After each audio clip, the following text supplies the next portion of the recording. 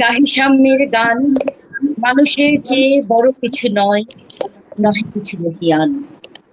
নাই দেশ কাল পাত্রের ভেদ অভেদ ধর্ম জাতি, সব দেশে সব কালে ঘরে ঘরে তিনি মানুষের জ্ঞান। শুভ অপরাহ্ন। আজ জাতীয় কবি কাজী নজরুল ইসলামের ১২২তম জন্মজয়ন্তী। আর এই উপলক্ষে অনলাইনে শুরু হয়েছে ২ দিন ব্যাপী আমি নজরুল আন্তর্জাতিক নজরুলের সাম্যবাদ। এই আয়োজনে কাজটি করছে মুক্ত আসর। মুক্ত আসর মুক্তিযুদ্ধ বিষয়ক সংগঠন। এবারের উৎসবে অংশগ্রহণ করবে বাংলাদেশ, ভারত,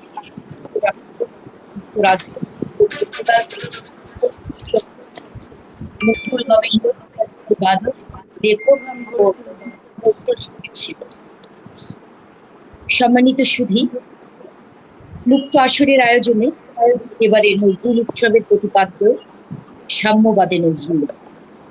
উৎসবের উদ্বোধক কল্যাণী কাজী, গবেষক ও কাজী নজরুল ইসলামের কনিষ্ঠ পুত্রদের। 2 দিন ব্যাপী আমি নজরুল আন্তর্জাতিক নজরুল উৎসবে সম্মানিত অতিথি হিসেবে উপস্থিত আছেন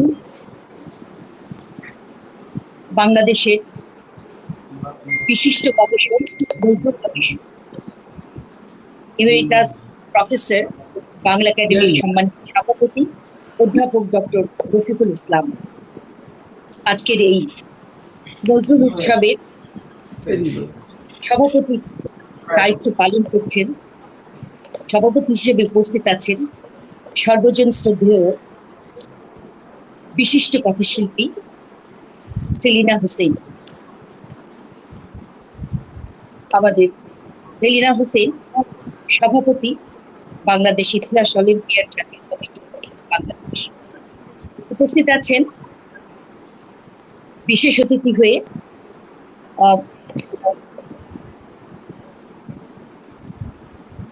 ভারত থেকে প্রফেসর ডক্টর তপোধীর ভট্টাচার্য, প্রাক্তন উপাচার্য, আসাম বিশ্ববিদ্যালয়, আসাম।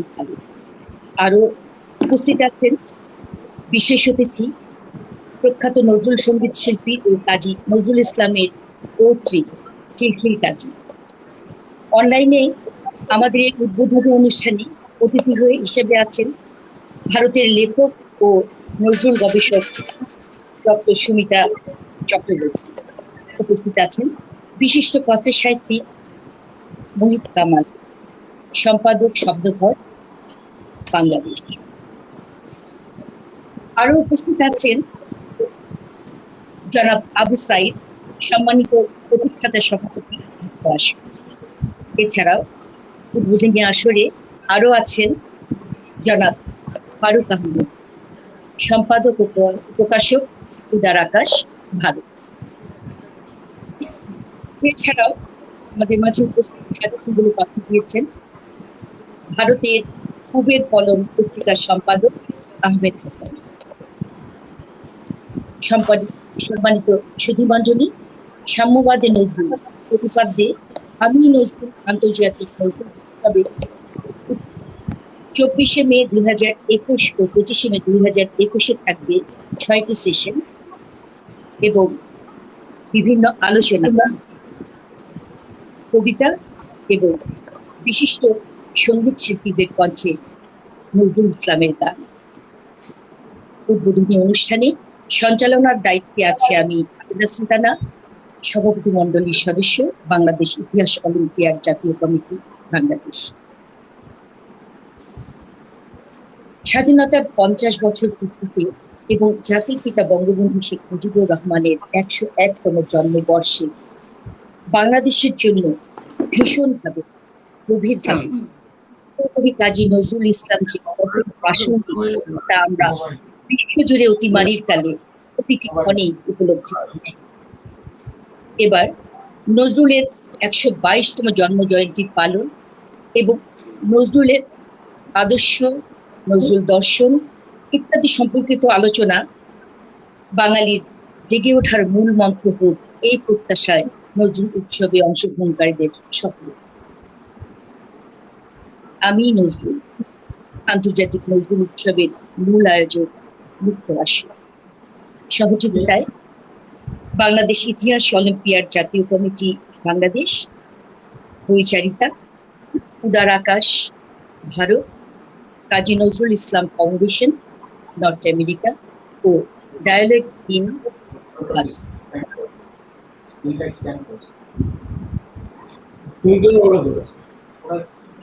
সাম্যবাদী নজরুল। আমি নজরুল আন্তর্জাতিক নজরুল উৎসব উদ্বোধনী পর্বে শুভেচ্ছা বক্তব্যের পালা। আমি প্রথমে আহ্বান জানাচ্ছি জনাব ফারুক আহমেদ, সম্পাদক ও প্রকাশক, উদার আকাশ ভারত। উদার আকাশ আজকের নজরুল উৎসবের অন্যতম সহযোগী সংগঠন। শুভেচ্ছা বক্তব্য রাখতে আসছেন জনাব ফারুক আহমেদ।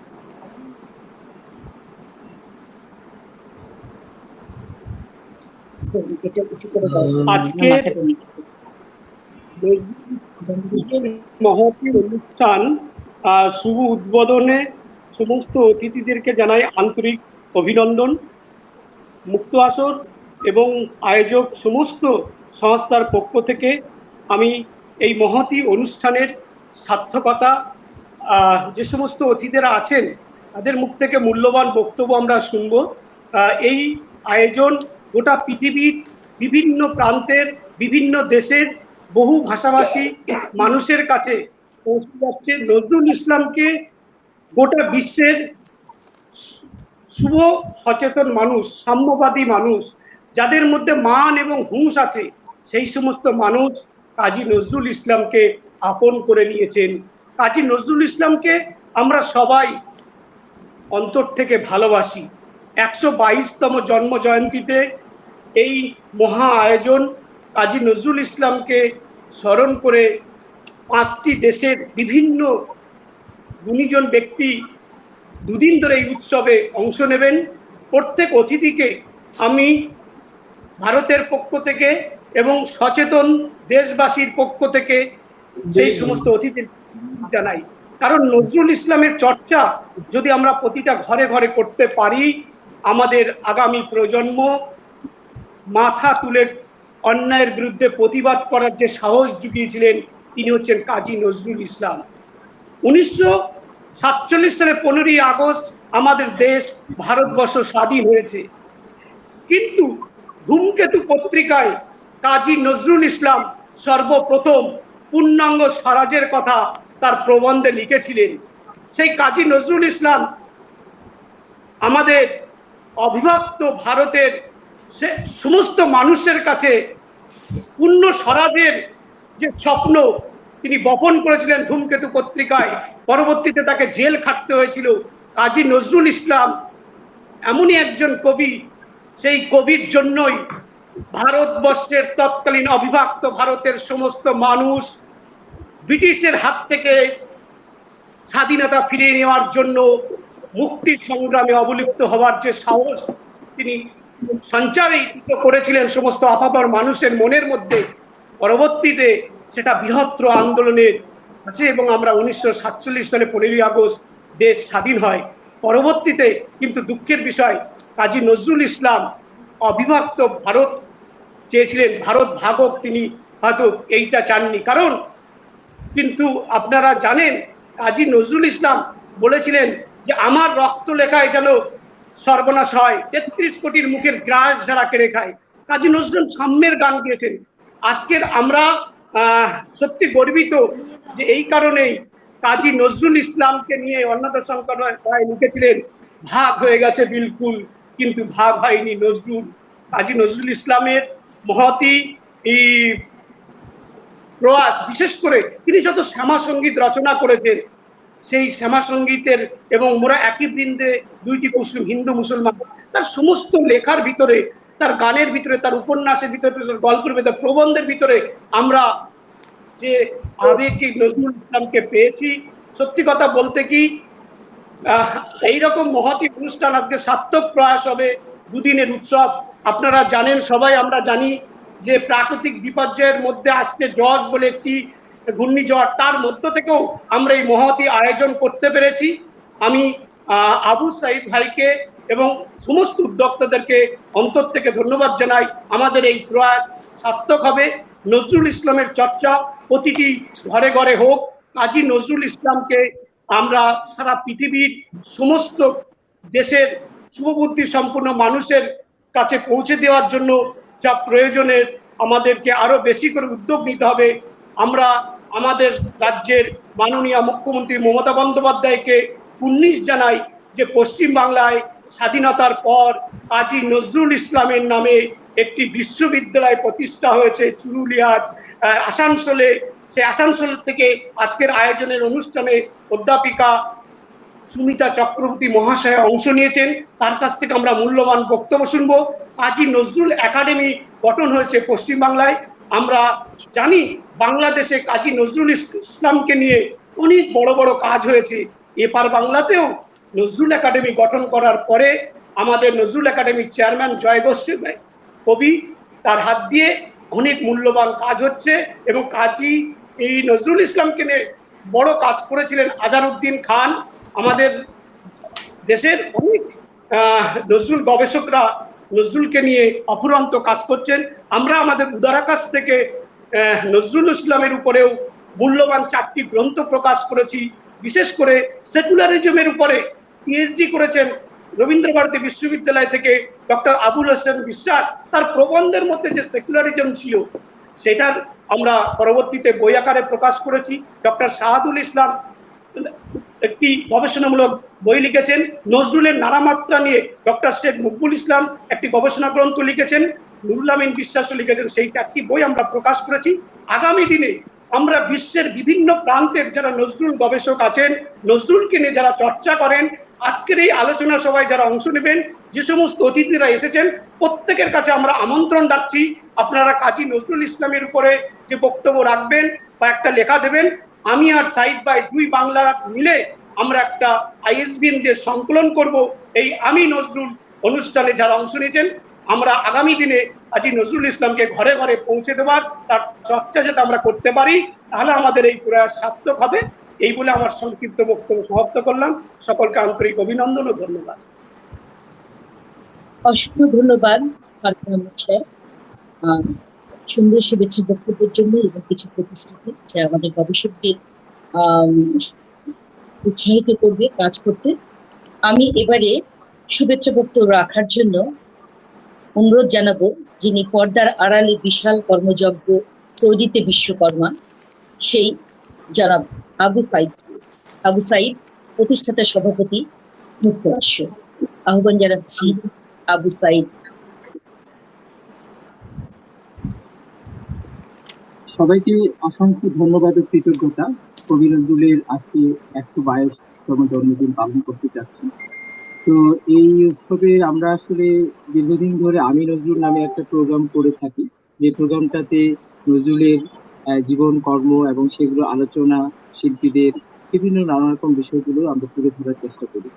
তো এই আয়োজনের মাধ্যমে আজকে আমরা একটি আয়োজন করছি যেখানে 5টি দেশ থেকে অংশ নেবেন প্রায় 32 জন অতিথি, যারা নজরুলকে নিয়ে আলোচনা করবেন, নজরুলের গান কবিতা পরিবেশন করবেন। তো এই সবের মূল প্রতিপাদ্য বিষয় হচ্ছে সাম্যবাদী নজরুল। আমরা এই সময়টার জন্য নজরুলের যে সাম্যবাদী চিন্তা চেতনা, সেটা যেন সারা বিশ্বের জন্য খুব জরুরি হয়ে পড়ছে। আমরা মনে করি এই চেতনা আমাদের তরুণদের মাধ্যমে লালন করা এবং এটাকে সারা বিশ্বে ছড়িয়ে দেওয়া। তো আমাদের এই আয়োজনে মহতীরা আজকে উপস্থিত, তাদের প্রতি অসংখ্য কৃতজ্ঞতা ধন্যবাদ জানিয়ে আমার সংক্ষিপ্ত বক্তব্য এখানে আমি শেষ করছি। আমাদের এই দুদিনের যাত্রা সুন্দরভাবে হোক, সফল কামনা করি। সেটা সবার কাছে আমাদের দোয়া থাকবে, আমরা যেন এটাকে সুন্দরভাবে করতে পারি এবং নজরুলকে সারা বিশ্বে নানাভাবে, এখন যেহেতু প্রযুক্তির কল্যাণে আমরা নানাভাবে প্রয়োগ করতে পারি, সেই ব্যবহারগুলো যেন আমরা করতে পারি। নজরুলের নিয়ে এখন পর্যন্ত যেটা রবীন্দ্রনাথের ওয়েবসাইট হয়ে গেছে পূর্ণাঙ্গ সব রচনা বলি, সেটা এখন পর্যন্ত আমরা নজরুলে দেখতে পারি না। দেখতে পাই না, সেটা যেন আমরা করতে পারি। এটা সবার প্রচেষ্টা যদি থাকে, সবাই আমরা ঐক্যবদ্ধ ভাবে যদি করি, তাহলে হয়তো নজরুলকে আমরা আরো সামনের দিকে তরুণদের কাছে নিয়ে যেতে পারবো। তো সবাইকে ধন্যবাদ, অসংখ্য কৃতজ্ঞতা জানিয়ে আমি শেষ করছি। আর জয় হোক নজরুল। ধন্যবাদ জনাব আবু সাইদ আপনার সংক্ষিপ্ত বক্তব্যের জন্য। এবারে শুভেচ্ছা বক্তব্য রাখতে আহ্বান জানাচ্ছি বিশিষ্ট কথা সাহিত্যিক মুহিত কামালকে। মুহিত কামাল, সম্পাদক, শব্দঘর বাংলাদেশ, বক্তব্য ধন্যবাদ রাখতে আসছেন। আবেদা সুলতানা আমাকে আহ্বান জানানোর জন্য। আমি শুরুতেই একটু সুবিধা নিচ্ছি। আমাদের সম্প্রতি আমাদের জাতীয় অধ্যাপক ডক্টর রফিকুল ইসলাম বাংলা একাডেমির সভাপতি হিসেবে দায়িত্বভার গ্রহণ করেছেন, তাকে একটু অভিনন্দন জানাই। আমরা বাংলাদেশের যারা তার ভক্তকুল আছে, এই সুযোগে সামনাসামনি বসার সুযোগ পেয়েছি। আমার খুব শ্রদ্ধেয় প্রফেসর সুমিতা চক্রবর্তী আছেন, তাকে আমি নমস্কার জানাই। এবং সেলিনা আপা আছেন, আমাদের মাথার তাজ বলবো আমাদের সাহিত্যের অঙ্গনে এখন, তাকে আমি শ্রদ্ধা এবং ভালোবাসা জানাই। এবং তপতির ভট্টাচার্য লেখার সাথে আমি পরিচিত, চেহারাটা এই প্রথম দেখলাম, তাকে আমি আমার নমস্কার জানাই, ভালোবাসা জানাই। এবং উদার আকাশের সম্পাদক ফারুক সাহেব যে চমৎকারগুলি কথা বলে গেলেন, সেটার জন্য আমি তাকে মোবারকবাদ জানাই। আর খিলখিল কাজী আমার ফেসবুকের বন্ধু, সে কি করছে না করছে আমি সব জানতে পারি, নিশ্চয়ই আমিও কি করছি না করছি সে জানতে পারে। তো আমি আসলে আমাকে সম্ভবত এই কারণে এখানে আহ্বান করা হয়েছে, নজরুলের কিশোরকাল নিয়ে আমি 3 খণ্ডের উপন্যাস লিখেছি। দুঃখু, এই দুঃখু 1, দুঃখু 2 এবং দুঃখু 1-2 মিলিয়ে দুরন্ত দুঃখু কিশোর উপন্যাস। আমরা জানি যে শৈলজানন্দ তার বন্ধু একটা স্মৃতি কথামূলক বই লিখেছেন, সেটি কেউ ভোলে না কেউ ভোলে। সেটি লিখেছেন যখন নজরুল দরিরামপুর থেকে শিয়াশ্বর রাজ স্কুলে আসে, তখনকার পরবর্তী কাহিনীগুলো সেটাতে এসেছে। কিন্তু একেবারে জন্মের থেকে চুরুলিয়া থেকে শুরু করে তার দরিরামপুর পর্যন্ত যে জীবন, সে জীবনটা আমি কোথাও উপন্যাস হিসেবে দেখিনি। আমাদের রফিকুল ইসলাম স্যারের বইতে জীবনী আকারে দেখেছি। তো তাদের বইয়ের তথ্যপত্র দিয়ে আমি দুঃখু উপন্যাসটা লিখেছি এবং এটি বাংলাদেশে একটি প্রশংসিত বই হয়েছে। আমি খুব গর্ববোধ করি যে আমি খুব মনোযোগ দিয়ে কাজটা করতে পেরেছি, কারণ ছোটবেলা থেকে আমরা কচি কাঁচা করতাম, তখন থেকে এই নজরুল আমাদের মননে গেঁথে বসেছে, আমাদের ফাউন্ডেশনে গেঁথে বসেছে। সুতরাং আমরা যে সাম্যবাদের কথা বলবো আজকে, সেই সাম্যবাদ নিয়ে বড়রা অনেক কথা বলবেন, তার বড়কালের অনেক কথা আমরা বলবো। আমি একটু যেহেতু নজরুলের শিশুকাল নিয়ে বেশি বেশি পড়াশোনা করেছি বা লেখালেখি করার চেষ্টা করেছি, এই জন্য আমি শিশুকালের যে ফাউন্ডেশন, যে বুনিয়াদ, সেখানে নজরুল কিভাবে সাম্যবাদী চেতনাটা তার গড়ে উঠেছিল, কিভাবে তার মনস্তাত্ত্বিক অনুষদটা পরবর্তী জীবনে আলোকিত করেছিল আমাদেরকে, সেই জিনিসটার একটু আমি বলার চেষ্টা করব।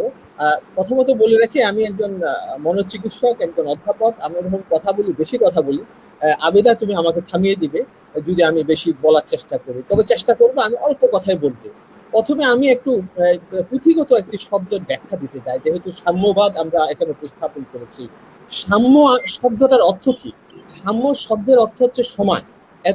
অতএব শব্দগত অর্থে সাম্য বলতে সমাজে সবার সমান মর্যাদাকে বোঝায়, কিন্তু সমাজে সবাই সমান নয় এবং সবাই সমান যোগ্যতা নিয়ে জন্মগ্রহণ করে না, তাদের 5 আঙ্গুল যেরকম সমান নয়। প্রকৃত অর্থে সাম্য বলতে এমন এক সামাজিক পরিবেশকে বোঝায় যেখানে জাতি, ধর্ম, বর্ণ ইত্যাদি নির্বিশেষে যোগ্যতা অনুযায়ী সবাই সমান সুযোগ সুবিধা লাভ করে এবং সেই সুযোগ সুবিধা ব্যবহার করে। আমরা মূলত সাম্য বলতে বোঝাই, বা নজরুল যে দৃষ্টিভঙ্গিতে, নজরুলকে আমরা যে দৃষ্টিভঙ্গিতে আবিষ্কার করি, সেখানে প্রথমত সাম্য বলতে আমরা বুঝবো কোনো ব্যক্তি বা শ্রেণীর জন্য বিশেষ সুযোগ সুবিধার অবসান, দ্বিতীয়ত সকলের জন্য পর্যাপ্ত সুযোগ সুবিধার ব্যবস্থা করা, তৃতীয়ত যোগ্যতা অনুযায়ী সমান সুযোগ সুবিধা ভোগ করা।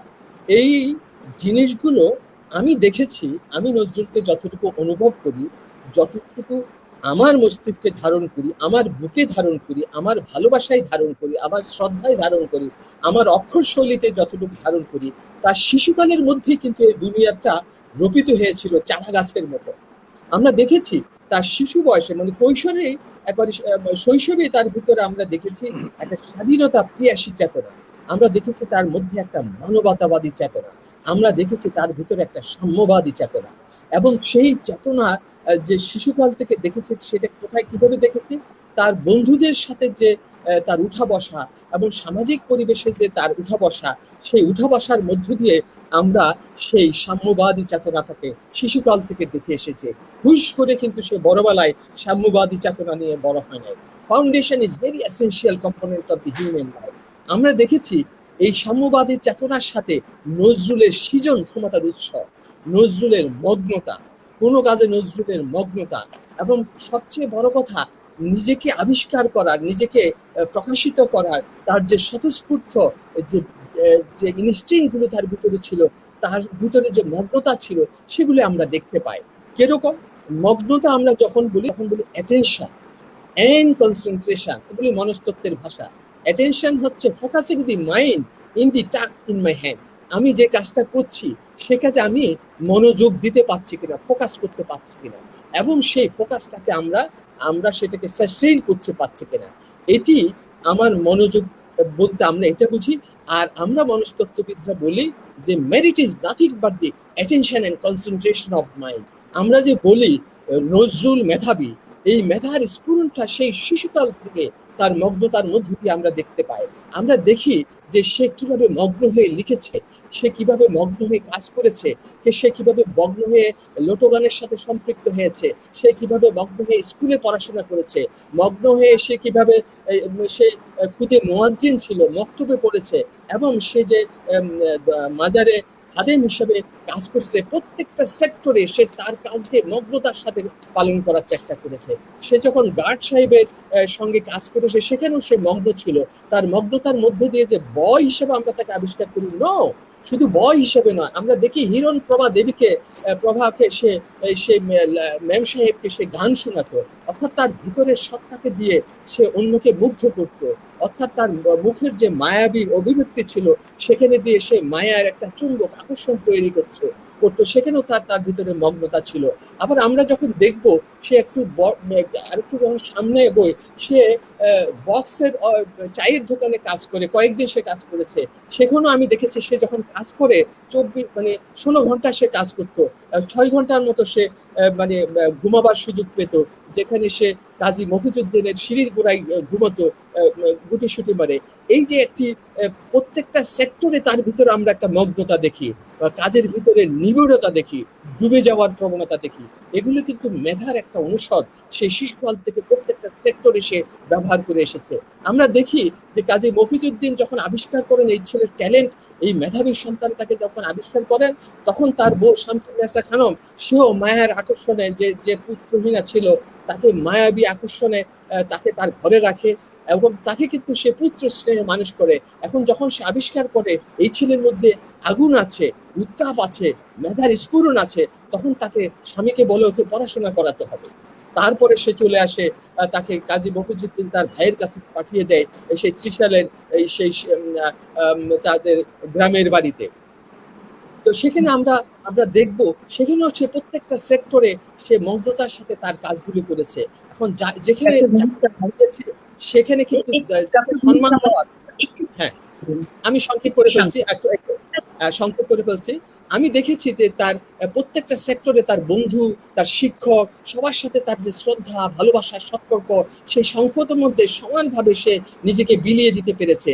তার বন্ধু শৈলজানন্দ অথবা শৈলেন অথবা তার বোন পাঞ্চলার অথবা ছিনু, এরা বিভিন্ন ধর্মের ছিল, কিন্তু এদের সাথে সে যেভাবে মিশেছে এবং তার সেই সেকুলারিজম যেটাকে আমরা বলি, তার শিশুকালের মধ্যে যে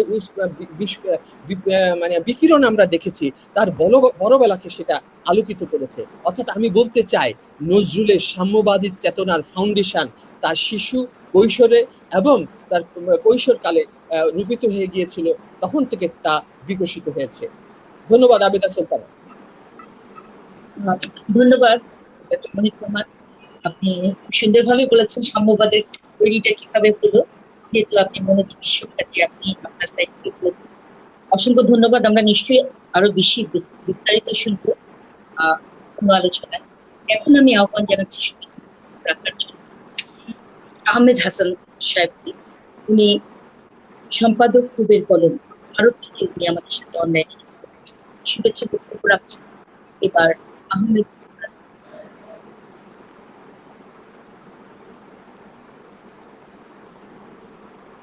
শুভেচ্ছা বক্তব্য রাখছেন আহমেদ হাসান। সম্ভবত উনি নাই, আমি একবার দেখেছিলাম মনে হয়। আচ্ছা, এবারে আমি আহ্বান জানাবো আমাদের সম্মানিত বিশেষ অতিথি ডক্টর সুমিতা চক্রবর্তীকে। উনি লেখক এবং নজরুল গবেষক।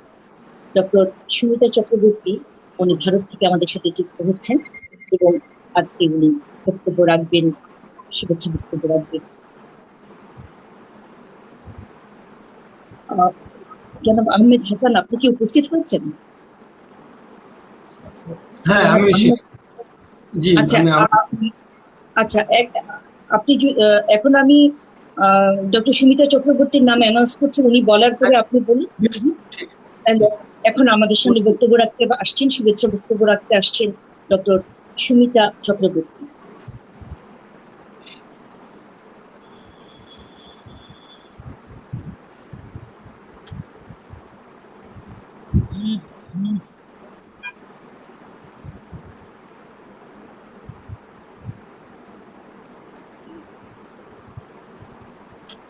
ডক্টর সুমিতা চক্রবর্তী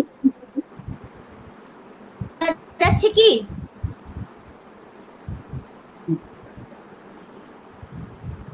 আমার কথা আপনারা শুনতে পাচ্ছেন?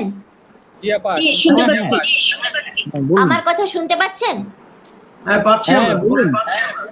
আমি একটা অনুরোধ করব, যদি আপনারা শ্রীমতী সেলিনা হোসেনকে আগে বলেন, কারণ আমি জানি কলকাতায় আরেকটা অনুষ্ঠানে ওর বলবার কথা। এটা কি সম্ভব? হ্যাঁ সম্ভব। আবিদা, সেলিনা পাকে আরেকটা প্রোগ্রাম আছে।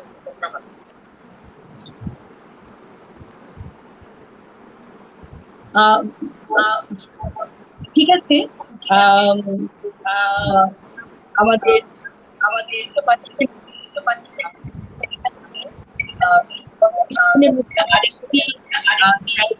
বক্তব্য রাখবেন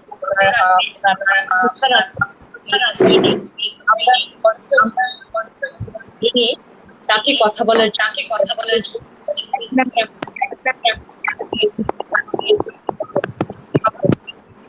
বিশিষ্ট কথাশিল্পী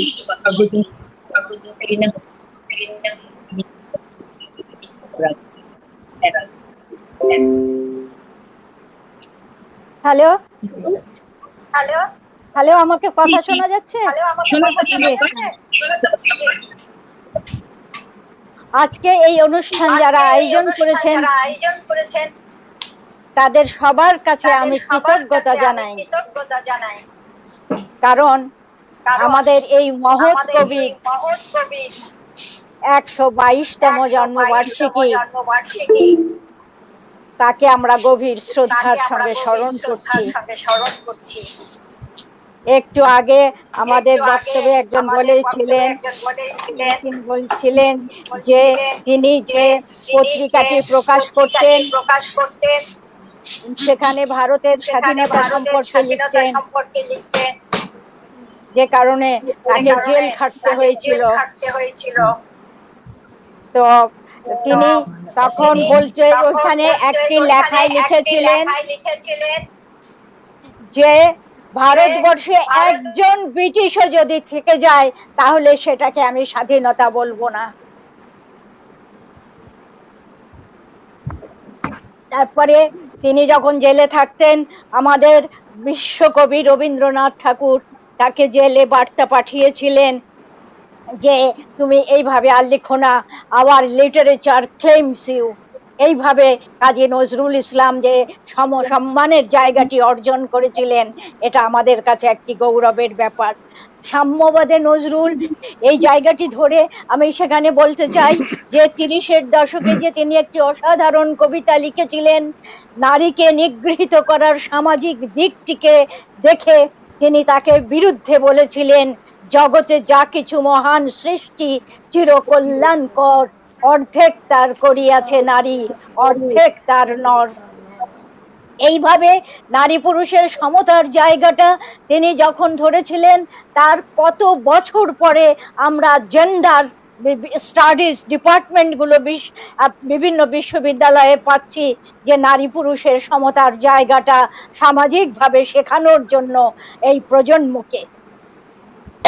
অথচ কবি নজরুল ইসলাম নিজের বোধ থেকে, চেতনা থেকে, প্রতিভা থেকে দীপ্ত হয়ে সাম্যবাদের এই জায়গাটা তিনি কবিতায় যেমন প্রতিষ্ঠিত করেছেন, তেমনি প্রতিষ্ঠিত করেছেন তার বিভিন্ন প্রবন্ধেও।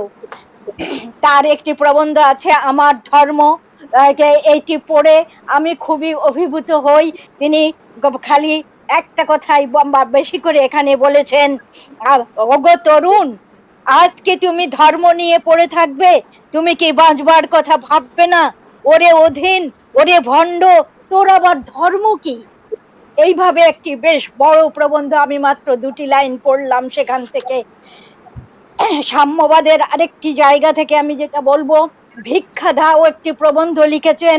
সেখানে লিখছেন, ভিক্ষা দাও পুরবাসী, ভিক্ষা দাও, তোমাদের একটি সোনার ছেলে ভিক্ষা দাও, আমাদের এমন একটি ছেলে দাও যে বলবে আমি ঘরের নই, আমি পরের, আমি আমার নই, আমি দেশের।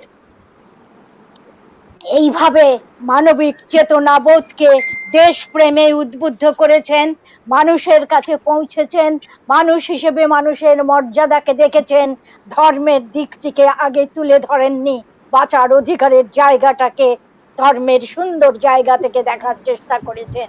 এভাবে নজরুল আমাদের সামনে আরো অজস্র অনেক কিছু নিয়ে সাম্যবাদের চেতনায় একজন মহান কবি, যার প্রতিষ্ঠা, যার সবকিছু নিয়ে আমরা আজকে তাকে স্মরণ করি। আমরা মনে করি যে আমাদের হাজার বছরের এ বাংলা ভাষার মানুষের কাছে আগামী দিনেও তিনি থাকবেন এবং সাম্যবাদের এই জায়গাগুলো ধারণ করার ভেতর দিয়ে সামাজিক বোধকে আরো মর্যাদার জায়গা করবেন। আমি এই জন্যই কাজী নজরুল ইসলামকে স্মরণ করি আমাদের মর্যাদার জায়গা প্রতিষ্ঠিত করার চেতনা থেকে। সবাইকে ধন্যবাদ। অসংখ্য ধন্যবাদ। এই নতুন উৎসবের সম্মানিত মূল্যবান এবং আমার ব্যস্ততম সময়ের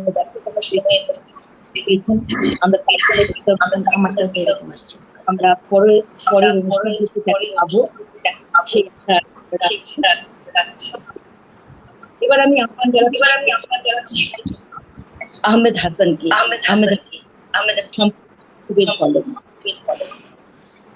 ধন্যবাদ।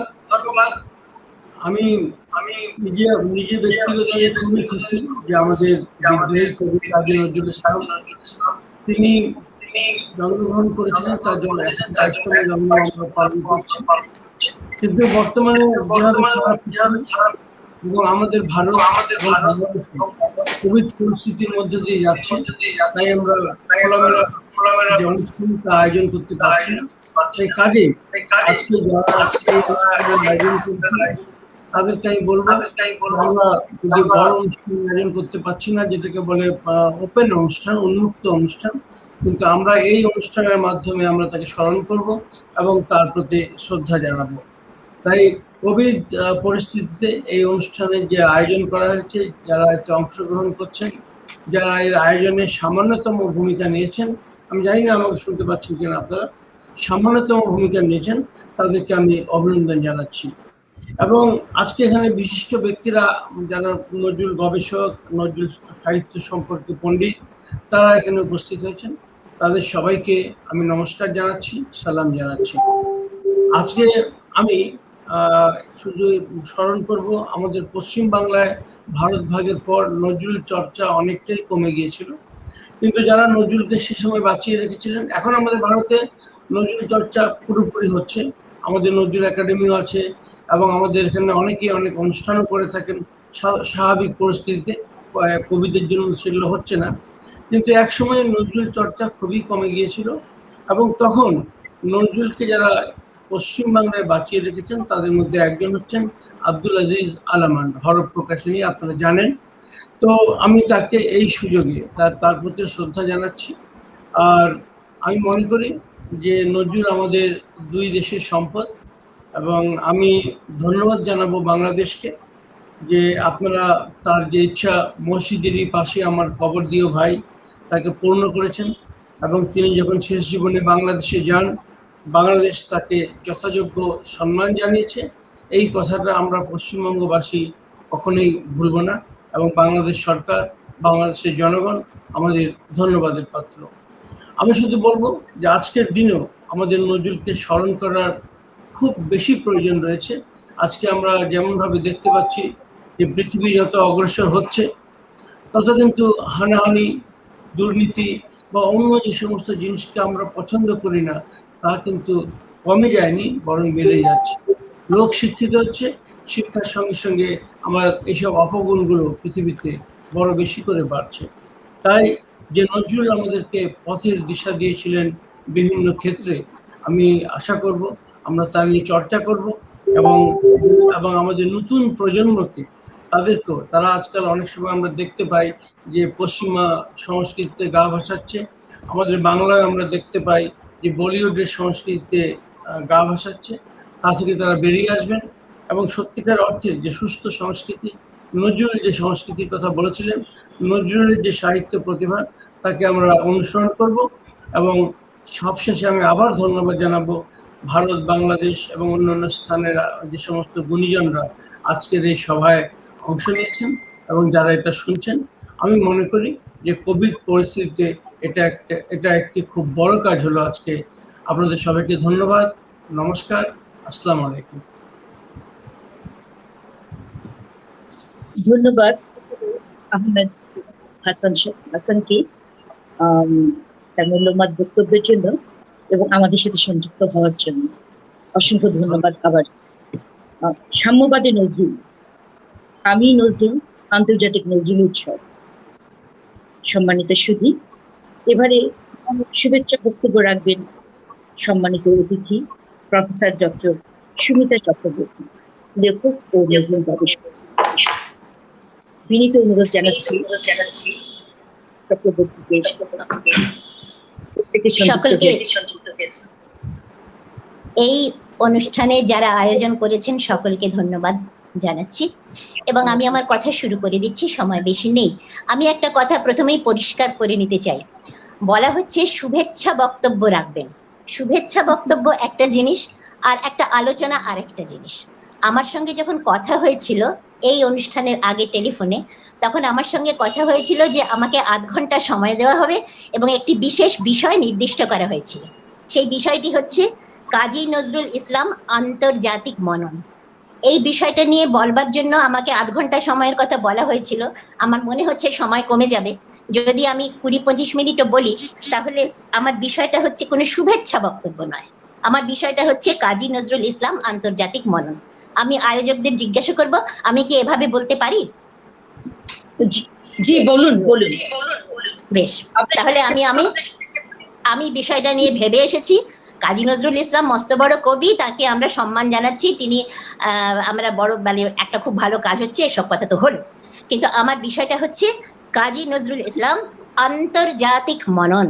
এই বিষয়টা নিয়েই আমি বলবো। আন্তর্জাতিকতা বলবো কাকে? সমগ্র পৃথিবী এবং সামগ্রিক মানব জাতিকে সমদৃষ্টিতে গ্রহণ করবার নামই আন্তর্জাতিকতা।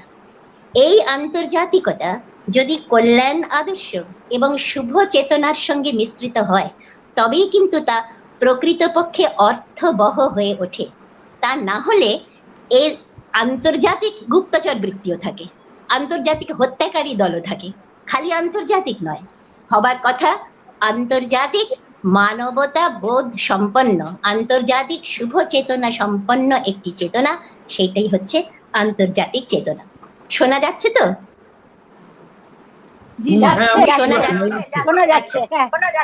আচ্ছা, ধন্যবাদ। যদি বলা যায় 20 শতকের দ্বিতীয় দশকে যে প্রথম মহাযুদ্ধ ঘটেছিল, আন্তর্জাতিক একটি পরিবেশ, সাম্রাজ্যবাদী যুদ্ধ, কিন্তু এই যুদ্ধটার পরেই প্রকৃত আন্তর্জাতিক চেতনার উদ্ভব ঘটেছে, তাহলে বোধহয় খুব ভুল হয় না। কারণ এর আগে পর্যন্ত যুদ্ধ ব্যাপারটার সঙ্গে রাজভক্তি, দেশভক্তি, বীরত্ব এই সমস্ত ভাবনাকে জড়িয়ে দিয়ে একটা গৌরবান্বিত করা হতো। কিন্তু এই প্রথম বিশ্বযুদ্ধের যে বিপুল ধ্বংস, এই ধ্বংসের পরে মানুষের মনে হলো যে না, এর একটা প্রতিরোধ হওয়া দরকার, নিবারণ হওয়া দরকার। সেই ভাবনা থেকেই 1920-তে গড়ে উঠল লিগ অব নেশনস, যার উদ্দেশ্য আন্তর্জাতিক শান্তি রক্ষা এবং রাষ্ট্রীয় সংঘাতের যথাসম্ভব একটা মীমাংসা করা। যদিও এই সংঘ খুব সফল হতে পারেনি, কারণ অনেক দেশ সদস্য হয়নি এবং ক্ষমতাবান দেশগুলির আধিপত্য ছিল, সেজন্য খুব সার্থক হতে পারেনি। তবু একটা প্রথম চেষ্টা হয়েছিল। এই ভাবনাটি গুরুত্বপূর্ণ।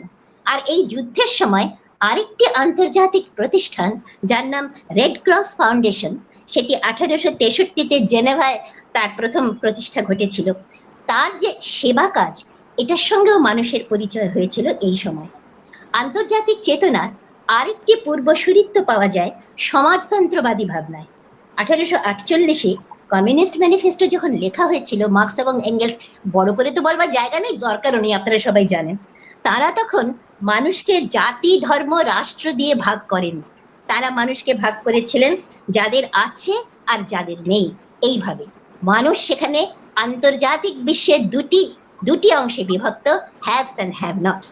নজরুল ইসলাম, তিনি তার অভিজ্ঞতায় প্রথম মহাযুদ্ধকে পেয়েছিলেন। তার মনের গভীরে এই বিশ্বজনীনতা ছিল।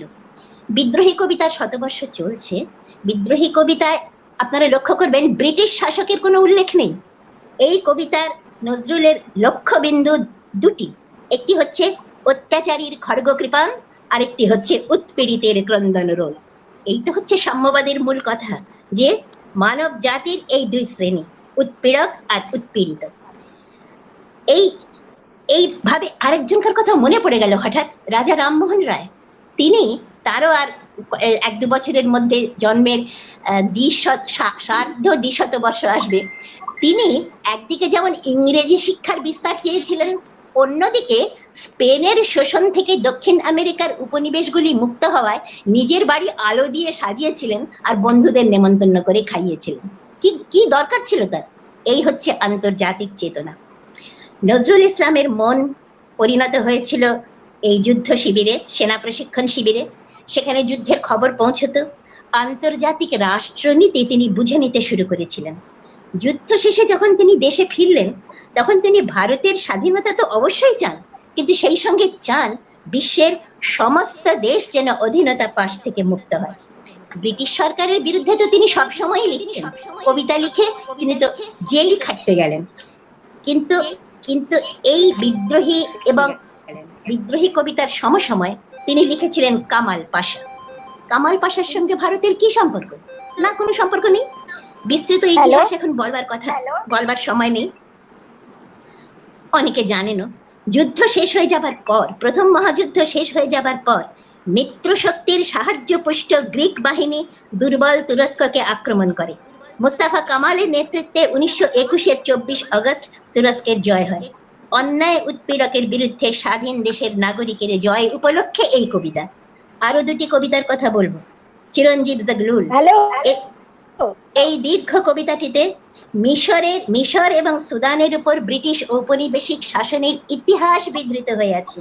সেই ইতিহাস না জানলে এই কবিতা পড়ে কেউ কিছু বুঝতে পারবেনই না। সাদ জাগলুল পাশা, তার চেষ্টায় 1922-এ মিশর স্বাধীন হয়। এই কবিতা পড়তে গেলে আন্তর্জাতিক জ্ঞান এবং আন্তর্জাতিক মনের অধিকারী হতে হবে। জাগলুল পাশার মৃত্যু হয় 1927-এর 23 আগস্ট। তারপরেই তিনি কবিতাটি লেখেন। আরেকটি কবিতা আমানুল্লাহ, আফগানিস্তানের শাসক 1919 খ্রিস্টাব্দে ব্রিটিশ ঔপনিবেশিক আধিপত্যের বিরুদ্ধে তৃতীয় অ্যাংলো আফগান যুদ্ধে নেতৃত্ব দিয়েছিলেন। এই যুদ্ধে, তখন প্রথম মহাযুদ্ধের ঠিক পরে, ব্রিটিশ সরকার একটু বিশৃঙ্খল ছিল, খানিকটা সমঝোতায় আসতে হয় তাদের। আমানুল্লাহ আফগানিস্তানকে ব্রিটিশ কূটনীতির প্রভাব থেকে অনেকটা মুক্ত করতে সক্ষম হয়েছিলেন। কাজেই আমানুল্লাহ আর কামাল পাশা আর জাগলুল পাশা, এদের নিয়ে কবিতা যখন তিনি লিখছেন, তখন তিনি কিন্তু খালি ভারতের স্বাধীনতা সংগ্রামী নন, তিনি বিশ্বের স্বাধীনতা সংগ্রামের সঙ্গে নিজেকে মিলিয়ে দিচ্ছেন। আন্তর্জাতিক মননের অধিকারী নজরুল। আমরা সম্পাদক নজরুলের প্রসঙ্গে একটু আসি। ধূমকেতু পত্রিকা তার সম্পাদনায় প্রকাশিত হয়, সবাই জানি, 1922-এর 11 আগস্ট। এখানেই আনন্দময়ীর আগমনে লেখা হয় এবং তার জেল হয়। কিন্তু সম্পাদনার পরিকল্পনাটা কি ছিল? এই পত্রিকায় দুটি নিয়মিত বিভাগ থাকতো, একটি পরদেশী পঞ্জি আর একটি মুসলিম জাহান। পরদেশী পঞ্জি বিদেশের খবর থাকতো, বিদেশের খবর ভারতের মানুষকে শোনানো তার একটা কাজ ছিল, ঠিক আছে। কিন্তু মুসলিম জাহান, আমরা জানি নজরুল ইসলাম মানুষকে হিন্দু মুসলমান বলে ভাগ করতেন না, তাহলে কেন মুসলিম জাহান নাম দিলেন? আমার মনে হয়েছে, এটা আমার মনে হওয়া, সেই 1920 থেকে 1922 এর মধ্যে বাঙালি মুসলিম সম্প্রদায় আধুনিক শিক্ষা এবং মুক্ত জ্ঞান চর্চা সেখানে তখন খুব বেশি বিস্তৃত ছিল না। শিক্ষা পত্রিকা এবং মুক্ত বুদ্ধির মুক্তি আন্দোলন সেটা আরেকটু পরে। অথচ ইসলাম ধর্ম দেখুন বিশ্বব্যাপ্ত, কিন্তু বিশ্বব্যাপ্ত হলেও গোষ্ঠীবদ্ধ।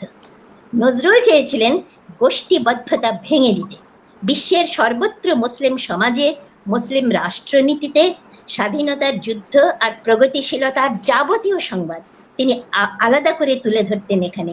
বিশেষ করে মুসলিম রাষ্ট্রগুলির প্রগতিশীলতা তার একটা মুসলিম জাহানে বিশেষ বলবার বিষয় ছিল। আর তিনি চাইতেন ভারতে যারা মুসলিম সম্প্রদায়ের মানুষ আছেন সকলে একেবারে ঝাঁপিয়ে পড়ুক স্বাধীনতা সংগ্রামে। এ ব্যাপারে একটা জটও ছিল, সে ব্যাপারে কথা এখন বলবার সময় নেই। ধূমকেতুর পাতায় প্রকাশ পেয়েছে টলস্টয়ের বড় গল্পের অনুবাদ।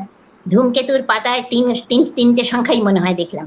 প্রকাশ পেয়েছে আইরিশ বিদ্রোহী রবার্ট এমেটের জীবনী। এই রবার্ট এমেট তিনি অষ্টাদশ শতকের মানুষ, তাকে হত্যা করা হয় 1803-এ।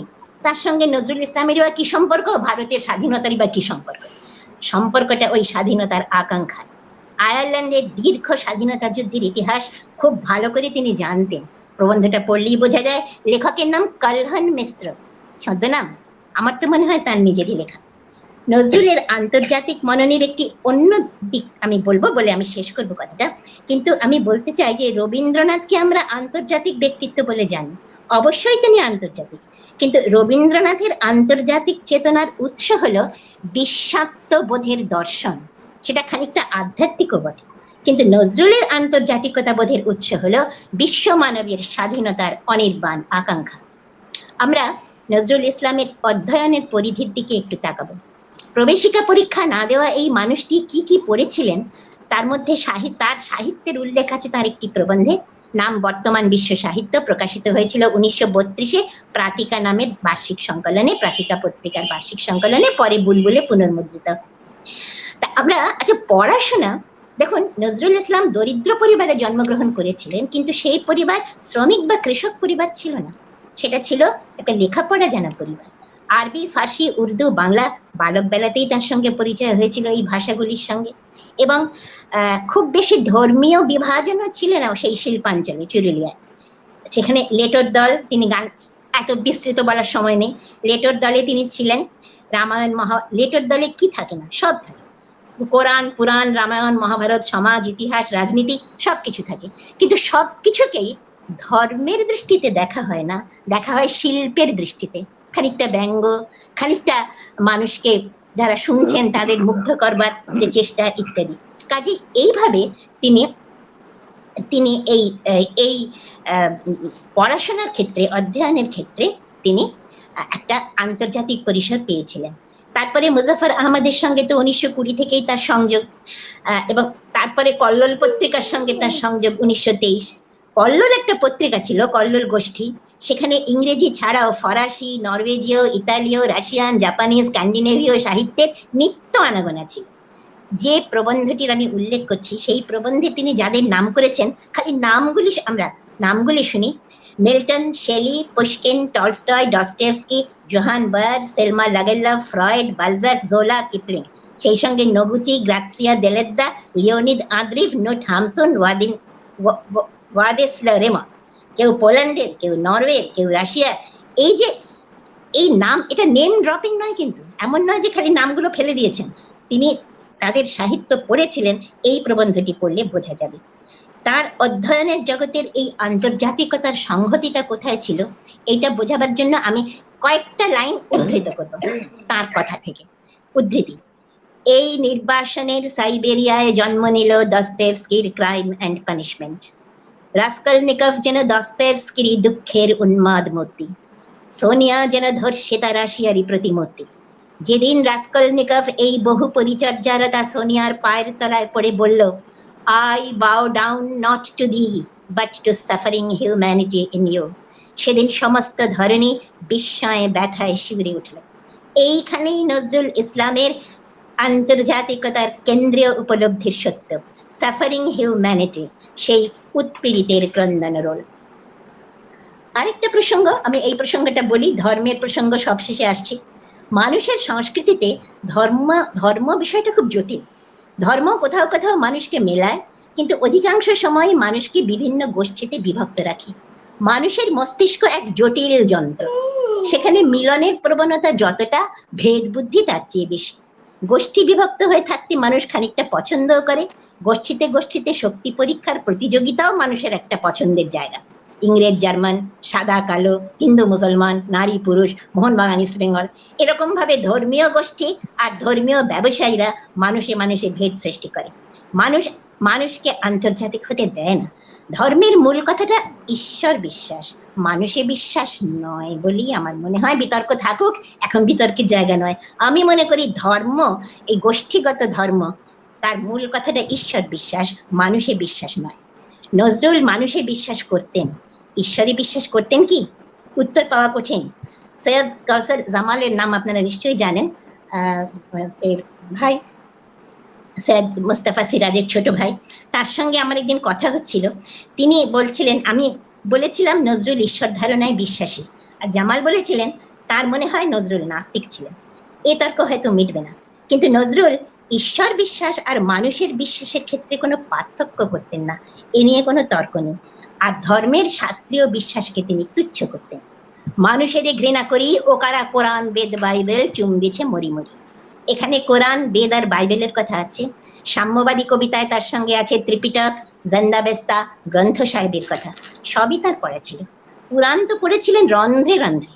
এমন আন্তর্জাতিক ধর্মগ্রন্থ বিশেষজ্ঞ কজন আছেন? আবার রামমোহনকেই মনে পড়ে। রবীন্দ্রনাথ যে কোরআন পড়েছিলেন তার সাক্ষ্য তার লেখায় কিন্তু নেই। ধর্মগ্রন্থ পাঠের জগতেও নজরুল ছিলেন আন্তর্জাতিক। আর ঈশ্বর বিশ্বাসের ক্ষেত্রে হয়তো ঈশ্বর বিশ্বাস করেও হয়তো তিনি মানবতায় অধিক বিশ্বাসী। না হলে কি এমন পংক্তি তিনি লিখতে পারেন? এই দুটি পংক্তি আমি কিশোর বয়স থেকে যতবার পড়ি, আজও পড়ি, আমার মধ্যে একটা ধাক্কা লাগে। আমি পংক্তি দুটি বলছি। আমি বিধির বিধানে লাথি ঠুকি, আমি বিধির বিধানে লাথি মারি, ঠুকি স্রষ্টার বুকে হাতুড়ি, আর ভগবানে আমি পোড়াবো বলিয়া জ্বালিয়াছি বুকে চিতা। সত্যি যদি ভগবান থাকতেন তাহলে তো নজরুল ভস্মই হয়ে যেতেন, কিন্তু ভস্ম তো তিনি হয়ে যাননি, দিনে দিনে উজ্জ্বলতর হয়ে উঠেছেন। কারণ তার মধ্যে ছিল এক আন্তর্জাতিক মানবতাবাদীর হৃদয়। মানুষকে মেরে মানবতাকে মারা যায় না। তিনি এই আন্তর্জাতিক মানবতাবাদীর কবি। নমস্কার। অসংখ্য ধন্যবাদ শ্রদ্ধেয় প্রফেসর ডক্টর সুমিতা চক্রবর্তী। স্বল্প বিষয় আমাদের আমাদের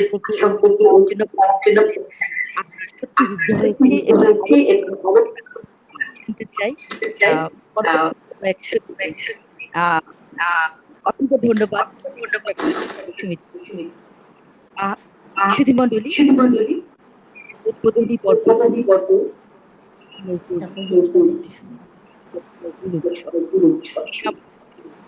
এবারের প্রতিপাদ্য বিষয়। আজকের উদ্বোধনী অনুষ্ঠানে বিশেষ অতিথি হিসেবে শুভেচ্ছা বক্তব্য রাখতে আন্তরিকভাবে আহ্বান জানাচ্ছি নজরুল কর্তৃ এবং বিশিষ্ট নজরুল সঙ্গীত শিল্পী। এবার আমাদের সঙ্গে বক্তব্য রাখবেন, শুভকামনা রাখবেন খিলখিল কাজী নজরুল ইসলামী।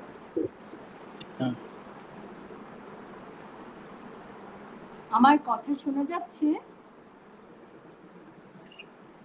আমার কথা কি শোনা যাচ্ছে? শোনা যায়। প্রথমেই আমি আমার দাদু কবি কাজী নজরুল ইসলামের 122তম জন্মদিনে তার প্রতি গভীর শ্রদ্ধা নিবেদন করছি।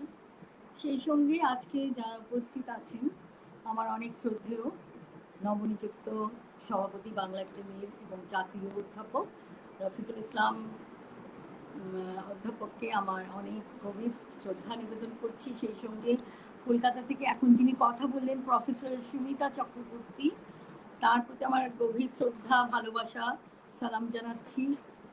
তার এই বক্তব্যটা আমার খুব আমি খুব উপকৃত হলাম। আন্তর্জাতিকতায় নজরুল কোথায় পৌঁছেছেন সেটি শুনে আরো সমৃদ্ধ হলাম আমরা। তার প্রতি কৃতজ্ঞতা প্রকাশ করছি। আমার কথাগুলো কি স্পষ্ট আসছে?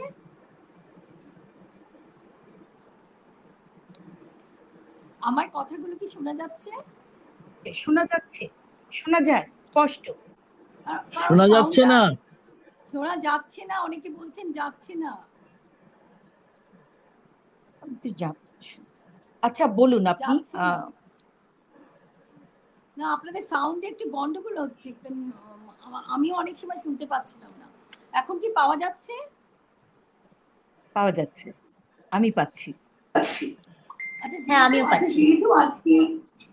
আজকে সাম্যবাদী নজরুলের ব্যাপারে কথা হলো, আর এই বিষয় নিয়ে সবাই কথা বলছেন। আমি তো তার সাথে অনেকটা বছর কাটিয়েছি, তা ছোটবেলা থেকে তাকে পাশে পেয়েছি, এবং তার যে জীবন চারণ, যেটা দেখে দেখে আমরা পড়ে পড়ে বড় হয়েছি। এখন আমি যেটা বুঝলাম যে আমরা তাকে বিদ্রোহী কবি বলছি, বীর সৈনিক বলছি, আর ভীষণভাবে অসাম্প্রদায়িক চেতনার কবি তিনি তো ছিলেনই, সাম্যবাদের কবি তো ছিলেন। সাম্যের কথা যেভাবে তিনি বলেছেন আর কোনো কবি সেভাবে বলতে পারেনি। আজকে যে পৃথিবীতে অত্যাচার হচ্ছে, নিগৃহীত হচ্ছে মানবতা, সেগুলোর বিরুদ্ধে কিন্তু অনেক কবিতায়, সাহিত্যে, গানে আমাদেরকে বারবার জানিয়ে গেছেন। উৎপীড়িত, অত্যাচারিত মানুষের কথা বিদ্রোহী কবি কাজী নজরুল ইসলাম যেভাবে বলেছেন, খুব কম কবি তেমন পেরেছেন। তার বিদ্রোহ ছিল অন্যায়, অত্যাচার, অবিচার, নির্যাতন, বৈষম্যের বিরুদ্ধে। বিদেশি শাসকের বিরুদ্ধে তার মুক্তি সংগ্রামেই শুধু তার লেখা অসির ঝংকার তোলেনি, সব রকম অত্যাচার, অন্যায়, অবিচারের বিরুদ্ধে প্রতিবাদের ভাষা ছিল তার কবিতাগুলো। তার কবি মনকে প্রভাবিত করেছিল পরাধীন দেশের বেদনা, দারিদ্র, লাঞ্ছনা, সমাজের নানা ভণ্ডামি, কুসংস্কার এবং ধর্মীয়, রাজনৈতিক, আর্থিক শোষণ। এই শোষণের বিরুদ্ধে তিনি বারবার বলে গেছেন। তার জীবনই ছিল যে মানবতার জয়গান গাওয়া, এবং তিনি একটি সুন্দর, তিনি তো একাধারে সমাজ সংস্কারকও ছিলেন, তাই তিনি একটি সুন্দর সমাজ, সুব্যবস্থা সমাজ গঠনের স্বপ্ন দেখেছিলেন, যেটা সব কবিরাই সমকালে তখন এই কথাগুলি ভেবেছিলেন নিজেদের মনে, যে এমন একটি দেশ হবে যেখানে শোষণ থাকবে না, বঞ্চনা থাকবে না, ভণ্ডা থাকবে না, সেখানে অভাব থাকবে না, খাদ্য সংকট থাকবে না, মাথা গোজার ঠাঁই সকলের হবে। কিন্তু আজও কি তা হয়েছে? আমাদের সমাজ বলুন, আমাদের সমাজ কেন, সারা বিশ্বের সমাজে আজকে হাহাকার, আজকে বেদনা, যেটা কাজী নজরুল ইসলাম বারবার তার কবিতা গানে জানিয়ে গেছেন আমাদের বিশ্বের নিপীড়িত মানুষের কথা। বিশ্ব মানবতার কবি দেশকে শোষণ মুক্তির অভয় মন্ত্র যেভাবে শুনিয়ে গেছেন, আমার মনে হয় যে কাজী নজরুল ইসলামের আজকে আমাদের সঙ্গে থাকার অনেক ভীষণভাবে তাকে অনুভব করছি। আজকে তার জন্মদিন 122তম আমরা পালন করছি, কিন্তু তার আদর্শ ছিল দেশকে ভালোবাসা, দেশের মানুষকে ভালোবাসা। এই দেশ আর দেশের মানুষকে ভালোবাসতে গিয়ে তাকে প্রতিপদে লাঞ্ছনা পেতে হয়েছে, জেলে গিয়েছেন তিনি, 39 দিন অনশন করেছেন, এবং সেই অনশনও ভঙ্গ করেছিলেন কবি রবীন্দ্রনাথ ঠাকুর, এবং বলেছিলেন যে give up your hunger strike our literature claims you. Rabindranath Thakur কিন্তু এটা বলেননি যে আমাদের সমাজ হিন্দু চাচ্ছে তোমায়, মুসলমান চাচ্ছে তোমায়, এগুলো বলে কোনো সম্প্রদায় তাকে চাচ্ছে। তিনি বলেছিলেন আমাদের সাহিত্য তোমাকে দাবি করে। কারণ রবীন্দ্রনাথ ঠাকুর সবসময় ভেবেছিলেন যে আমাকে ছাপিয়ে, আমাকে একটু আমার পাশ কাটিয়ে, আমি যেভাবে আমার গান কবিতা লিখেছি, আরেকজন পথ চেয়েছিলেন যে আরেকজন কে আসবে যে আমার বাকি কাজটা এগিয়ে নিয়ে যাবে। সেটা তিনি কবি নজরুলের মধ্যেই দেখেছিলেন, এবং ভীষণভাবে তাকে স্নেহ করতেন। দাদু তাকে শুনেছি প্রচুর শ্রদ্ধা করতেন, পিতা পুত্র সম তাদের একটা সম্পর্ক ছিল, এবং সেই সম্পর্ককে যারা উপলব্ধি করতে পারেন না, তারাই দুই কবির বিচার করেন, তাদের কি বলবো, তাদের বিচারের মানদণ্ডটা কে বড় কে ছোট এইভাবে আজও অনেকে করে চলেছেন, যেটা মোটেই কাম্য নয়। যাই হোক, যেটা আমি যেটা বলতে চাচ্ছি যে তিনি এত কবিতা গানের মধ্যে দিয়ে আমাদেরকে জানিয়ে গেছেন। তিনি এক জায়গায় দুর্গমগিরি কান্তার মরু দুস্তর পারা বার হয়ে এই গানটা গাইছেন আর বলছেন, অসহায় জাতি মরেছি ডুবিয়া, জানে না সন্তরণ, কান্ডারি আজি দেখব তোমার মাতৃমুক্তিপণ। হিন্দু না ওরা মুসলিম, ওই জিজ্ঞাসী কোনজন, কান্ডারি বল ডুবেছে মানুষ, সন্তান মোরমার। সে কি গান, সে কি স্বর তরঙ্গ, দেশের মুক্তির চেয়েও বড় কথা শোনালো মানুষের মুক্তি। এই মুক্তি সমস্ত বন্ধন থেকে, সমস্ত ক্রন্দন থেকে। আর শাসন শৃঙ্খলই একমাত্র তো বন্ধন নয়, সংস্কার শৃঙ্খল বলবন প্রতিবন্ধ। আর দারিদ্র শুধু বৃত্তের দারিদ্র নয়, চিত্তেরও দারিদ্র। দুই দারিদ্রকে উৎখাত করার জন্যেই কিন্তু নজরুল। ফেনাইয়া ওঠে বঞ্চিত বুকে পুঞ্জিত অভিমান, ইহাদের পথে নিতে হবে সাথে, দিতে হবে অধিকার।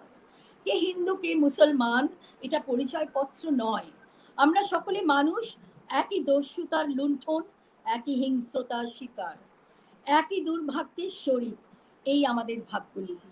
এই ভাগ্যলিপিকে তো খণ্ডন করবই, এর চেয়েও যে বড় এক বিধাতার লিপি আছে, তাতে আমরা সকলে স্বাক্ষর দেব মানুষ বলে, একই প্রাণঘরের বাসিন্দা বলে।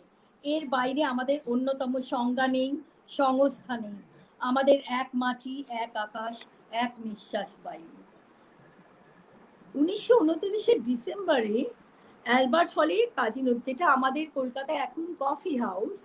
আমার একটু বলি আমি, কারণ এখানে কলকাতায় কলকাতার মানে পশ্চিমবঙ্গের অনেকেই গুণীজন আছেন, তাদের ইয়েতে বলছি আমি জ্ঞানার্থে, যে কলকাতায় যে অ্যালবার্ট হলে দাদুকে, কবি নজরুল ইসলামকে 1929 সালে যে বাঙালি জাতির পক্ষ থেকে সংবর্ধনা দেওয়া হয়েছিল, সেই অ্যালবার্ট হলে কিন্তু দাদুর একটা ছবি নেই, এবং সেখানে লেখাও নেই যে 1929 সালে কবি কাজী নজরুল ইসলামকে এখানে সংবর্ধিত করা হয়েছিল।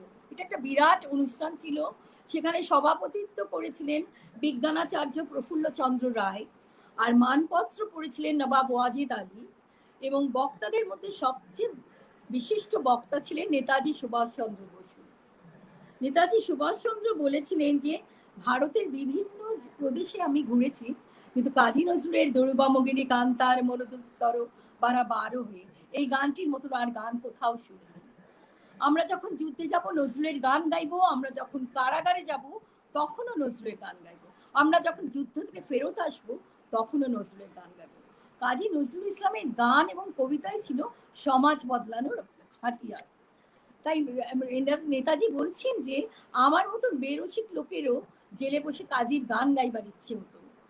কাজী তো শুধু একজন কবি ছিলেন না, কাজী একজন জ্বলন্ত, একজন কঠিন একটা মানুষ ছিল, যে জেলে গিয়েছিলেন, জেলে গিয়ে নিজের সৈনিক জীবনের একটা কঠিন দিক তিনি দেখতে পেয়েছিলেন, এবং সেইটাই দেশের কাজে লাগিয়েছিলেন।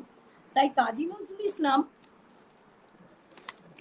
নিপীড়িত মানুষের কথা, আজকে যে আমাদের সামনে যে প্যালেস্টাইন গাজাতে যে কাণ্ডটা হচ্ছে, আজকে বোধহয় কবি বেঁচে থাকলে আমার মনে হয় না যে তিনি চুপ করে বসে থাকতেন, তিনি তার অজস্র কবিতা গান নিয়ে চলে যেতেন। কারণ আমার একটা কথা ভীষণভাবে মনে হয় যে আজকে যদি বিশ্বায়নে, আমি জানি বাংলাদেশ সরকার নজরুল ইনস্টিটিউটের মাধ্যমে, আমার শ্রদ্ধেয় প্রফেসর রফিকুল ইসলাম এখানে আছেন, তিনি নজরুল ইনস্টিটিউটের সভাপতি দীর্ঘদিন ধরে ছিলেন, তিনি জানেন তার প্রচেষ্টায় নজরুল ইনস্টিটিউট থেকে অনেক বড় বড় কাজ হয়েছে, অনেক বিখ্যাত বইগুলো প্রচার হয়েছে, আমিও এখানকার মেম্বার, আমিও ওখানে ছিলাম, অনেক কাজ হয়েছে, অনেক গুরুত্বপূর্ণ কাজ হয়েছে। তা আমার মনে হয় যে কাজী নজরুলের রচনাবলী নিশ্চয়ই করে, মানে ইংরেজি সহ পৃথিবীর বিভিন্ন গুরুত্বপূর্ণ ভাষায় অনুবাদ হওয়া প্রয়োজন বলে মনে করি। এবং কাজী নজরুলের যে কবিতা গানগুলো আছে, বিদ্রোহী কবিতা সহ, আর বিদ্রোহী কবিতা বলবো যে পৃথিবীর অন্যতম শ্রেষ্ঠ কবিতা, যে কবিতা কাজী নজরুল ইসলাম একটি রাত্রে বসে একটা পেন্সিল দিয়ে লিখে দেখে দিয়েছিলেন যে তিনি কি লিখতে পারেন, মানে ওইটুকু একটা সময়, অতটুকু বয়সে কি লিখেছিলেন, যেটা আজকে আমরা হিমশিম খাচ্ছি বিদ্রোহীকে নিয়ে, যে বিদ্রোহীর যে আসল দর্শনটা, সেটা কিন্তু এখনো আমরা অনেকে বুঝতে পারিনি। যাই হোক, সেটাই আমি বলতে চাচ্ছি যে আজকে যদি কবি নজরুলের গান কবিতা বিভিন্ন ভাষায় আমরা বিশ্বে শুনতে পেতাম, পৌঁছাতে পারতাম, আজকে যে জাতিগত ভেদাভেদ লড়াই হচ্ছে, হিন্দু মুসলমানের লড়াই, জাতিগত লড়াই, কে কাকে মানে নিজ গৃহ থেকে মানে বের করে দেওয়া হচ্ছে, এই সব লড়াইগুলো আজও হয়ে যাচ্ছে, যেটা কবি নজরুল ইসলাম কখনোই চাননি। এবং আমরা সবাই তাকে জানি যে তিনি কিভাবে তার জীবনে অসাম্প্রদায়িকতা চেতনা নিয়ে সকল মানবতার জয়গান গেছেন সারা জীবন। এবং 1942 সালে মাত্র 43 বছর বয়সে তিনি স্তব্ধ হয়ে যান। এবং আমার মনে হয় যে নতুন প্রজন্মের কাছে কিন্তু আমাদের অনেক কিছু দেওয়ার আছে, যেটা নজরুলের জীবন সংগ্রাম যদি আমরা নতুন প্রজন্মকে শোনাতে পারি, প্রতিটি স্কুল কলেজে যদি নজরুলের জীবনকে সঠিকভাবে জানানো যায়, পড়ানো যায়, তাহলে তারা একটা নতুন দিক পাবে বলে মনে করি। কারণ এখন এমন একটা যুগে আমরা বাস করছি যেখানে আকাশ সংস্কৃতি মানে ছেয়ে গেছে অন্যান্য সংস্কৃতির মাধ্যমে, যেখানে আমরা আমাদের বাংলা সাহিত্য, বাংলা কৃষ্টি, আমাদের বাংলা সংস্কৃতি অনেকটাই ভুলতে বসেছি। আজকে আমি এইটাই বলতে চাই যে সাম্প্রদায়িক সম্প্রীতির পথপ্রদর্শক ছিলেন কাজী নজরুল ইসলাম। আমরা যেন তার আদর্শ, তার দর্শনকে সকলের কাছে পৌঁছাতে পারি, এই আজকে আমার কামনা। আপনাদের সকলকে ধন্যবাদ। আসসালামু আলাইকুম। ধন্যবাদ খিলখিল কাজী, বিশিষ্ট সঙ্গীত শিল্পী এবং কবি পৌত্রী। তার বক্তব্য অন্তর্নিঃসরিত এবং তিনি পারিবারিকভাবে যে বিষয়গুলিকে মনের মধ্যে ধারণ করেছিলেন তা আমাদের মাঝে ফিরিয়ে দিলেন। অসংখ্য ধন্যবাদ। আমরা আমাদের এবারে আমি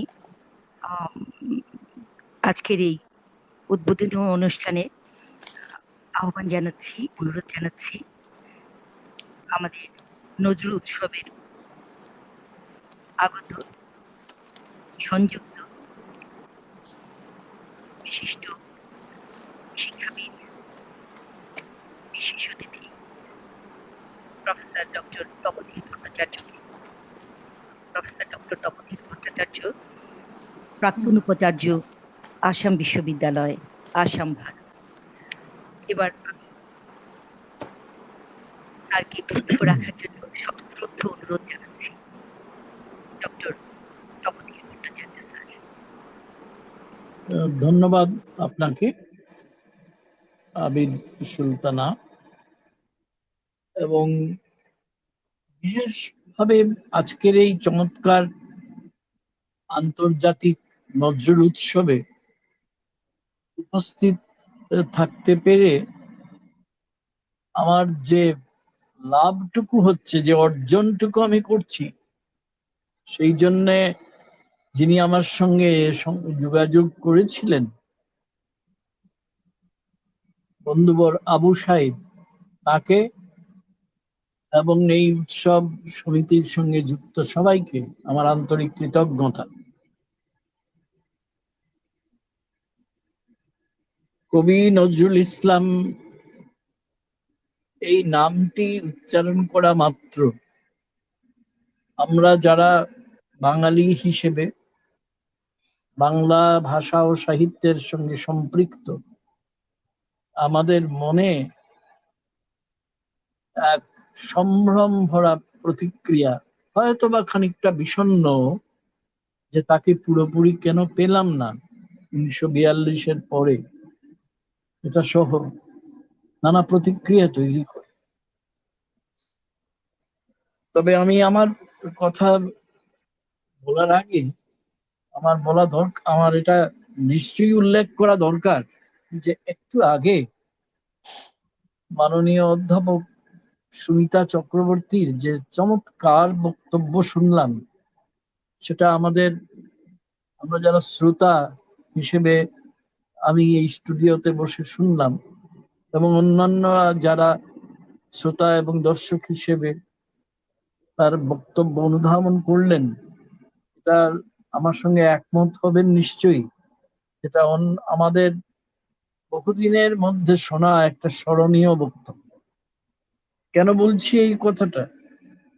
যে আন্তর্জাতিক মননের প্রতি দায়বদ্ধ যে কবি নজরুল ইসলামকে আমাদের সামনে তিনি উপস্থাপিত করলেন, হয়তো সময় আরেকটু পেলে তিনি আরো একটু বলতেন, কিন্তু সে যাই হোক, যতটুকু তিনি আমাদের কাছে পৌঁছে দিয়েছেন এর থেকে অনেক সংকেত আমরা পেতে পারি। দেখুন, আমার চিন্তা ভাবনা অনুযায়ী 122 বছর পূর্তি হচ্ছে যার, সেই কবিকে, যাকে বলে প্রচলিত অর্থে যে পড়া বা পাঠ করা বলি আমরা বেশ সম্ভ্রমাত্মক শব্দ প্রয়োগ করে, এটা কিন্তু সর্বদাই পুনঃপাঠ, সর্বদাই পুনর্বিবেচনা। তার মানে বারবার নতুন করে আবিষ্কার করা, এবং আবিষ্কার করে এই উপলব্ধিতে পৌঁছানো যে আগে যতবার পড়েছি তার তুলনায় এবারকার পড়া একটু যেন আলাদা হচ্ছে, কেননা কিছু নতুন তাৎপর্যের কাছে আমাদের পৌঁছে দিয়েছে। তো যে বিষয় নিয়ে আজকে আমাদের এই আলোচনা সভায় আহ্বান করা হয়েছে, সাম্যবাদী নজরুল, নিশ্চিতভাবেই কবি, সঙ্গীত শিল্পী, ভাবুক এবং আরো অনেক বিশেষণ দেওয়া যায়, সেই বিশেষণের প্রয়োজন নেই আপাতত। তাকে আমরা যত বিশেষণই দিই সেটা কম পড়ে যাবে। বাঙালির চিত্ত জাগরণকারী এক আশ্চর্য মানুষ তিনি। তো সে আশ্চর্য মানুষটিকে আমরা যখনই যে নিরিখেই আলোচনা করি না কেন, ওই যে তিনি সেই কবে আমাদের জানিয়েছিলেন গাহি সাম্যের গান, মাত্রই 3টে শব্দ, গাহি সাম্যের গান। মনে হয় যে এই 3টি শব্দ যেন বীজবাণীর মতো, তার মধ্যে সংহত হয়ে আছে তার সারা জীবনের চিন্তা ভাবনা। সুমিতাদি যে আন্তর্জাতিকতার কথা বললেন এবং অন্যান্য যারা আজকে উপস্থিত এখানে প্রত্যেকেই তাদের মতো করে নজরুলকে উপস্থাপিত করলেন, তারা কিন্তু সেই বিপুল বর্ণ সুষমার একটা একটা দিককে দেখলেন মাত্র। কেননা আমরা কেউ ভুলি না, আমরা সবাই জানি সেই 6 জন অন্ধ হাতি দেখতে গিয়েছিল এবং তারপর কি দাঁড়িয়েছিল। নজরুলকে টুকরো করে তো আনা যায় না। রবীন্দ্রনাথ ঠাকুরের রক্তকরবীর সেই বিখ্যাত সংলাপটা মনে আসছে কেন জানি না, অন্য একটা প্রেক্ষিতে অবশ্য। তিনি বলেছিলেন সব জিনিসকে টুকরো করে আনা এদের পদ্ধতি। তো সেই পদ্ধতি নিশ্চয়ই আমাদের হবে না, আমরা যারা উত্তর প্রজন্মের পড়ুয়া, যারা বুঝতে চাইছি আমরা কবি নজরুলকে। আর যেদিক দিয়েই আমরা যাই না কেন, দেখবো ওই গাহি সাম্যের গান কথাটাই বিচ্ছরিত হচ্ছে নানাভাবে। যেটা সুমিতাদি ভারী চমৎকার করে বললেন না, বিদ্রোহী কবিতার সেই বিখ্যাত সবার পরিচিত সেই 2টো শব্দ ব্যবহার করে ভারী সুন্দর করে বললেন, উৎপীড়িতের ক্রন্দন রোল। এটা বুঝিয়ে দেয় যে উৎপীড়িতের ক্রন্দন রোল যতদিন না থামবে ততদিন তো কবির যাত্রা থামতে পারে না। বিদ্রোহীর অনক্লান্ত আমি সেই দিন হব শান্ত। কবে? সেই দিনটা কি এখনো এসেছে? নজরুল প্রয়াত হয়েছেন তাও তো কত বছর হয়ে গেল, জানি কবির মৃত্যু নেই, তারা মৃত্যুজিৎ। মৃত্যুর পরেও দীর্ঘতর পায়ে হেঁটে যান। তো আমরা যারা তার উত্তর প্রজন্মের শরীর, আমরা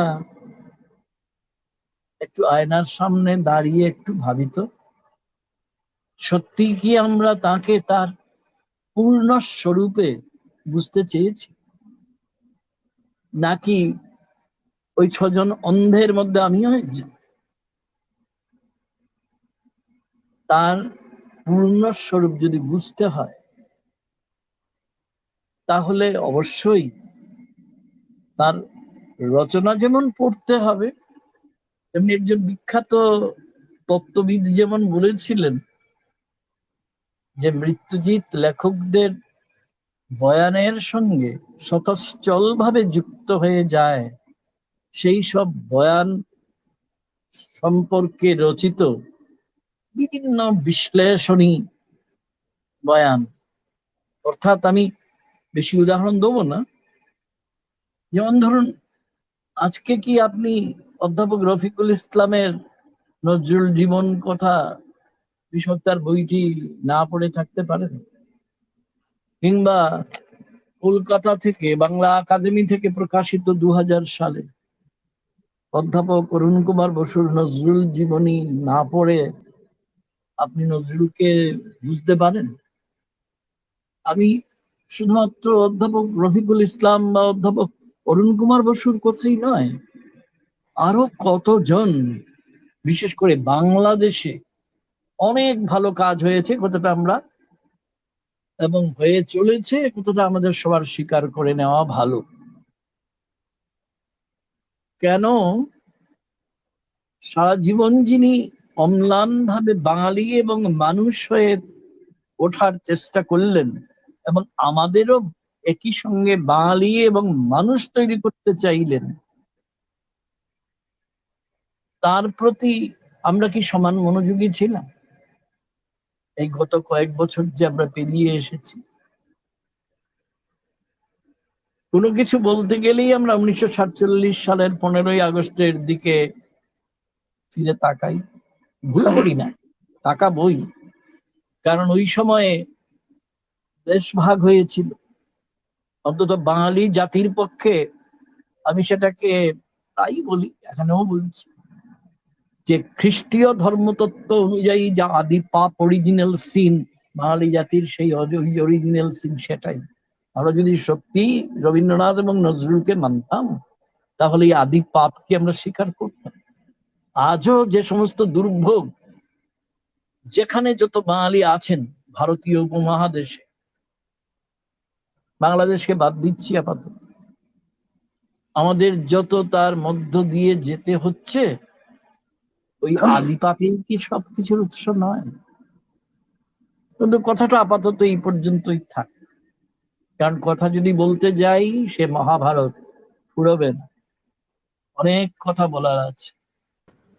তো আজকে আমরা যখন জীবনে যিনি ওই সাম্যের গান গিয়ে চেষ্টা করলেন আমাদের বুঝাতে, আমাদের যে জেগে ওঠো নির্বোধ, জেগে থাকো এবং তোমার পাশে যে আছে সে তাকেও জাগিয়ে রাখো, একটু কষ্ট করে তাহলে আমাদের ওই এখানে 2টি ওখানে 3টি ওই রকম করে তার কবিতা বা গান, কবিতা পড়া বা গান শোনা, তাতেই কাজ শেষ হয়ে যায় না। সমগ্র নজরুলকে বুঝতে হয়। আমি আরো একবার রবীন্দ্রনাথকে স্মরণ করছি। রবীন্দ্রনাথের রাষ্ট্রনৈতিক মত বলে যে প্রবন্ধটা আছে, যেটা কালান্তরে আছে, আপনারা সবাই জানেন, সেখানে রবীন্দ্রনাথ একটি ইংরেজিতে লেখা একটা প্রবন্ধ সম্পর্কে কিছু সাধারণ প্রতিক্রিয়া ব্যক্ত করেছিলেন ওই প্রবন্ধে কালান্তরে। সেখানে মুদ্রা কতটা এই ছিল, অনেকদিন ধরে যে ভেবেছে, ভাবতে ভাবতে যে লিখেছে, তাকে কখনো টুকরো করে দেখতে নেই।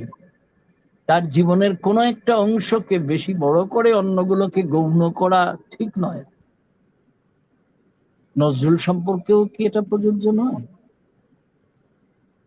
আর সাম্য বলতে কি বোঝায় ভারী চমৎকার ভাবে আমরা সুমিতাদির কথায় একটু আগে শুনে নিয়েছি। সুতরাং আমি এই কথাগুলোর পুনরাবৃত্তি করবো না, শুধু এই কথাটাই বলবো যে আজকের তো আমাদের সুযোগ এই যে আয়নার সামনে দাঁড়ানোর, যে আয়না কখনো মিথ্যে কথা বলে না। আমরা সত্যিই কি নজরুল মনস্ক হয়েছিলাম এতদিন? অধ্যাপক রফিকুল ইসলাম, অধ্যাপক অরুণ কুমার বসু বা অধ্যাপক সুমিতা চক্রবর্তীদের কথা বলছি না, বা আপনারা অন্যরা যারা আছেন এইখানে উপস্থিত আজকে আলোচনায় অংশ নিলেন, আমি তাদের কথাও বলছি। আমি বলছি আর অনেকের কথা, নাম উল্লেখ করবো না, এবার প্রয়োজন নেই বলে। কিন্তু তাকে তার সমগ্রে দেখতে গিয়ে এটা কি আমাদের নিজেদের অজ্ঞাত সারেই তার নজরুলের উপন্যাস নিয়ে কাজ করেছেন সুমিতা, আপনারা অবগত আছেন। তো তার উপন্যাস, এমনকি তার চিঠিপত্র, তারপর নবযুগে, সওগাত, ধূমকেতু, তার লেখা যে বিভিন্ন বয়ানগুলি সম্পাদকীয় হিসেবে ইত্যাদিতে গেছে, এইগুলোকে কি একটু ধারাবাহিক ভাবে পড়া সমীচীন নয়? কেননা ওই যে রবীন্দ্রনাথ বলেছেন, দীর্ঘদিন ধরে যে ভেবেছে তার ভাবনার একটা ক্রম আছে, এবং যে ভাবনার ক্রমে সঞ্চালক ভাবাদর্শ হচ্ছে তার সাম্যবাদী চেতনা, এই মানুষটিকে তো বুঝে নেওয়া দরকার আছে। আমি খুব বেশি এইখানে আপনাদের পরে শোনাবো না, যেহেতু এইখানে আপনারা যারা শুনছেন আজকের এই আলোচনা চক্রে অনেক দূর দূর থেকে, তারা সবাই এইসব বিষয়ে অবহিত আছেন। তবু আমি মাত্র 3টে জায়গার একটু উল্লেখ করছি। যে মানুষটি বিদ্রোহী কবিতা লেখে, হঠাৎ করে লেখেনি যে হঠাৎ করে, তার প্রমাণ নবযুগ পত্রিকায় তার কিছু বক্তব্য। আমি একটু অংশ দিচ্ছি, শোনাচ্ছি আপনাদের। সামন্তবাদ আর পুঁজিবাদের যৌথ আগ্রাসনে বিপন্ন যখন দেশবাসী, তো সেই বিপন্নতা থেকে আমরা সরে দাঁড়িয়ে আমরা কি নজরুলকেও চিনতে পারি, নিজেদেরও চিনতে পারি? তো একটা অংশ শুনুন নবযুগের, যেখানে নজরুল লিখছেন, চাষি সমস্ত বৎসর ধরিয়া হাড় ভাঙা মেহনত করিয়া মাথার ঘাম পায়ে ফেলিয়া দুবেলা পেট ভরিয়া মার ভাত খাইতে পায় না। হাঁটুর ওপর পর্যন্ত একটা টেনা বা নেংটি ছাড়া ভালো কাপড় পিরান পড়া সারা জীবনেও ঘটিয়া ওঠে না। ছেলে মেয়ের স্বাদ আর মান মিটাইতে পায় না, অথচ তাহারই ধান চাল লইয়া মহাজনেরা পায়ের উপর পা দিয়া 12 মাসে 33 পার্বণ করিয়া নবাবি চালে দিন কাটাইয়া দেন। কয়লার খনির কুলিদিগকে আমরা সচক্ষে দেখিয়াছি, তাহাদের কেহ 30-40 বৎসরের বেশি বাঁচে না। কোম্পানি তো তাহাদেরই দৌলতে লক্ষ লক্ষ টাকা উপার্জন করিতেছে। দেশের সমস্ত কলকারখানায়, আড়তে, গুদামে ভাবিয়া চিন্তিয়া মানুষ হত্যার এইরূপ শত শত বিভৎস নগ্নতা দেখিতে পাইবেন। নবযুগ মানে তো নতুন কালের আহ্বান। কি সেই নতুন কাল? ঔপনিবেশিক শাসনে ত্রস্ত বিপন্ন যে সমাজ, রাষ্ট্রীয় সমাজকেই আমি শুধু সমাজ ভাবছি না, আমি ভাবছি পৌর সমাজ। বাঙালির পৌর সমাজ যদি সত্যি সত্যি সামন্তবাদ আর পুঁজিবাদের ওই ভয়ঙ্কর মিতালির জোয়ালটাকে চিনতে পারত, তাহলে কি এখনো আমরা বাঙালিরা, যারা বাংলা ভাষায় কথা বলি, যারা সবচেয়ে দুর্বিপাকের সময়েও পরীক্ষার মুহূর্তেও শোচনীয় ভাবে ব্যর্থ হই নিজেদের হিন্দুতে মুসলমানে বিভাজিত করে, কি অধিকার আছে আমাদের নজরুল আলোচনার, নজরুল চর্চার? নজরুল যা কখনো চাননি তাই যদি আমরা করতে থাকি এখনো, দেশভাগেরও কতদিন হয়ে গেল, ৭৪ বছর পরেও এখন আমরা তাই করে চলিনি। কেননা রাষ্ট্রের জুয়াল মুক্তি বিদেশি শাসন থেকে নিশ্চয়ই কাম্য, কিন্তু আসল মুক্তি তো পৌর সমাজের অন্ধতা মোচনে। সেই অন্ধতার মধ্যে, অন্ধতা কিসের জন্য? চতুর্দিকে ব্যাপ্ত বৈষম্যের জন্য, অর্থাৎ গাহি সাম্যের গান, এই কথাটা তাদের কাছে নিয়ে যাওয়ার জন্য। যাদের কাছে নিয়ে যেতে চেয়েছিলেন কবি, তারা এত সহজে হিন্দুতে মুসলমানে বিভাজিত হয়ে যেতে থাকলো, এবং তিনি খুবই বিষাদগ্রস্ত হয়ে পড়েছিলেন। আমি সেদিকে যাচ্ছি না, কিন্তু তার মনোভাব কি ছিল ওই নবযুগের ওই সম্পাদকীয় থেকে আপনাদের আমি শোনালাম। আবার মুসলমান ভারত পত্রিকায় তার একটা পত্রোপন্যাস, নতুন ধরনের জিনিস, 7টি কিস্তিতে প্রকাশিত হয়েছিল, আপনারা জানেন, বাঁধনহারা। তখনও তিনি তার যে প্রতিকল্প সত্তা, অল্টার ইগো, নুরুল হুদা, খুব ইন্টারেস্টিংলি করাচির সেনানিবাস থেকেই সে লিখছে চিঠি। কি লিখছে? আগুন, ঝড়, ঝঞ্ঝা, বৃষ্টি, বিদ্যুৎ, বজ্র, আঘাত, বেদনা, এই অষ্টধাতু দিয়ে আমার জীবন তৈরি হচ্ছে। যা হবে দুর্ভেদ্য, মৃত্যুঞ্জয়ী, অবিনাশী। আমার এ পথ শাশ্বত সত্যের পথ, বিশ্ব মানবের জনম জনম ধরে যাওয়া পথ। আমি আমার আমিত্বকে এ পথ থেকে মুখ ফেরাতে দেব না। 21 বছর বয়স তখন মাত্র নজরুলের। তখনও তিনি কথা বলছেন। এবং এইখানে একটু আগে সুমিতাদি যেটা আমাদের শোনালেন, ওই শাশ্বত সত্যের পথ, বিশ্ব মানবের জন্ম জন্ম ধরে যে চাওয়ার পথ, এটা সম্পর্কে নজরুল এত অল্প বয়সেই সচেতন হয়ে উঠেছিলেন। অবাক লাগে না? চুরুলিয়া গ্রাম সম্পর্কে যাদেরই ধারণা আছে তারাই বুঝতে পারবেন, এই গ্রাম থেকে বেরিয়ে আসা নিতান্ত দরিদ্র পরিবারের একটি ছেলে, যে কিসের টানে সমস্ত সামন্তবাদী বাঁধন পিছু টান উপেক্ষা করে সৈন্যবাহিনীতে যায়। তাকে যুদ্ধ করতে হয়নি, আমি জানি, আমরা সবাই জানি, কিন্তু তার জীবনের ঘোড়াপত্তন হয়ে গিয়েছিল ওইখানে। তার ভাবনা, কিছু কিছু কথা সুমিতাদি বলেছেন, এটা ছিল 6 নম্বর চিঠি ওই পত্রোপন্যাসে। আর 8 নম্বর চিঠিতে তিনি কি বলছেন আরো দেখুন, শুনুন। বিদ্রোহী হওয়া তো একটা মস্ত শক্তির কথা। লক্ষ লক্ষ লোক যে জিনিসটাকে সত্য বলে ধরে রেখে দিয়েছে, চিরদিন তারা যে পথ ধরে চলেছে তাকে মিথ্যা বলে, ভুল বলে, তাদের মুখের সামনে বুক ফুলিয়ে যে দাঁড়াতে পারে, তার সত্য নিশ্চয়ই এই গতানুগতিক পথের পথিকদের চেয়ে বড়। এই বিদ্রোহীর মনে এমন কোন শক্তি মাথা তুলে প্রদীপ্ত চাওয়া চাইছে, যার সংকেতে সে যুগ যুগান্তরের সমাজ, ধর্ম, শৃঙ্খলা সবকিছুকে গা ধাক্কা দিয়ে নিজের জন্য আলাদা পথ তৈরি করে নিচ্ছে। যে মরণকে, ধ্বংসকে পরোয়া না করে চলার পথ দিয়ে চলে, কত বড় দুর্জয় সাহস তার। আর সত্যের শক্তি অন্তরে না থাকলে তো সাহস আসে না। প্রত্যেকের আত্মারও তো একটা স্বতন্ত্র গতি আছে, আর সকলের মতো একজন যদি গড্ডলিকা প্রবাহে না চলে, তা বলে কি তার পথ ভুল? বিশেষ করে বিদ্রোহী হবার যেমন শক্তি থাকা চাই, তেমনি অধিকারও থাকা চাই। খুব গুরুত্বপূর্ণ কথা তিনি বললেন। নুরুল হুদা, নজরুল ইসলামের অল্টার ইগো, প্রতিকল্প সত্তা বলল এই কথা, যে বিদ্রোহী হতে গেলে যেমন শক্তি চাই, তেমনি অধিকারও থাকা চাই। কেন বিদ্রোহী হতে চাইছেন? বিদ্রোহী হতে চাইছেন কারণ চতুর্দিকে বৈষম্য, যে বৈষম্যের অন্যতম কারণ শুধু ছুঁয়ে গেছেন, সময় ছিল না। বলছি এটার জন্য দায়ী ধর্মতন্ত্র। ধর্মতন্ত্র কি জিনিস? বাঙালি খুব ধর্মভীরু জাতি সাধারণভাবে,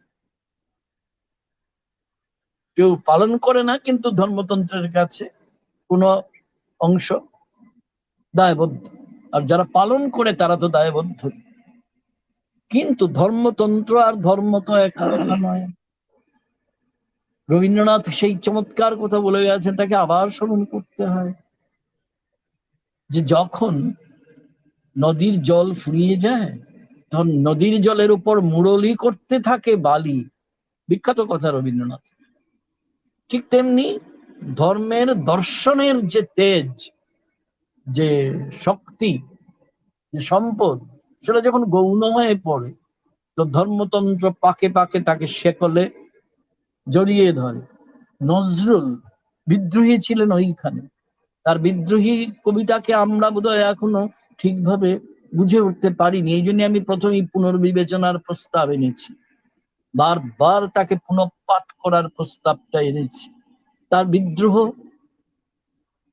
যেমন ছিল বৈদেশিক শক্তির বিরুদ্ধে, তেমনি অন্তরে অন্তরে যারা উপনিবেশিকৃত, অভ্যন্তরীণ উপনিবেশে যারা শিকলে যারা বদ্ধ, তাদের রুদ্ধতাকে ভাঙার কথাও কি তিনি বলেন? তার বিদ্রোহ কি বৈষম্যকে পরাস্ত করার জন্য প্রকৃত সাম্যের গানকে চতুর্দিকে প্রবাহিত করে দেওয়ার জন্য নয়?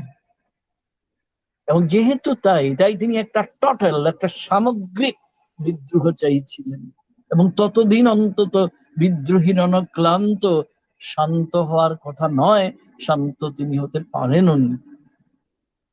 তো নবযুগ এবং এই পর্যায়ে থেকে জীবনের এত ঘাত প্রতিঘাত সইতে সইতে তিনি নানা দিকে তার চিন্তাকে বিস্তৃত করেছেন। আজকে এটা আলোচনার সময় না, তো বলতে গেলে মূল বিষয় থেকে অনেক দূরে সরে যাব। মাঝে মাঝে আমার মনে হয় যে নজরুল আমাদের সাহিত্যের কিংবা বাঙালি জীবনেরই বলে বলা উচিত এক চিরকালই এক আক্রান্ত অভিমন্যু। সেই আক্রান্ত অভিমন্যুকে, তার দহন জ্বালাকে আমরা যেন কখনো এই ভুলটা না করি। এটা তার ব্যক্তিগত কিছু অপ্রাপ্তি জনিত, বেদনা জনিত, বিরহ ইত্যাদি ইত্যাদি এবং আরো অনেক কিছু, কিংবা বিভ্রান্তি, তাও হতে পারে। এই সমস্ত কিছুর প্রতিক্রিয়া না, নজরুলের মতো একজন সৃজনশীল চৈতন্য সম্পন্ন মানুষ শুধু ব্যক্তি সত্তার জন্য কিছু করেন না, তার ব্যক্তি সত্তার মধ্যে সমষ্টি সত্তার তরঙ্গ গর্জন ধ্বনিত প্রতিধ্বনিত হয়। এবং এটা কথার কথা মাত্র নয়, নজরুলের ক্ষেত্রে এটা সত্য হয়ে গিয়েছিল।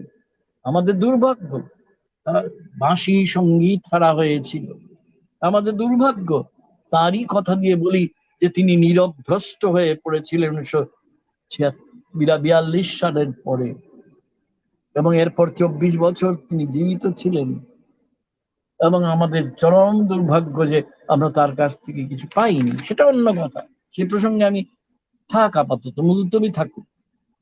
নজরুলের এই যে প্রগ্রেশন, একজন বিখ্যাত ইউরোপীয় লেখকের, জেমস জয়েস, তার একটা, আমি প্রসঙ্গটা মেলাচ্ছি না, the progress of N young artist, একজন চিরতরুণ যে মানুষটি, তার বয়স বেড়েছে কিন্তু তার তারুণ্য কম।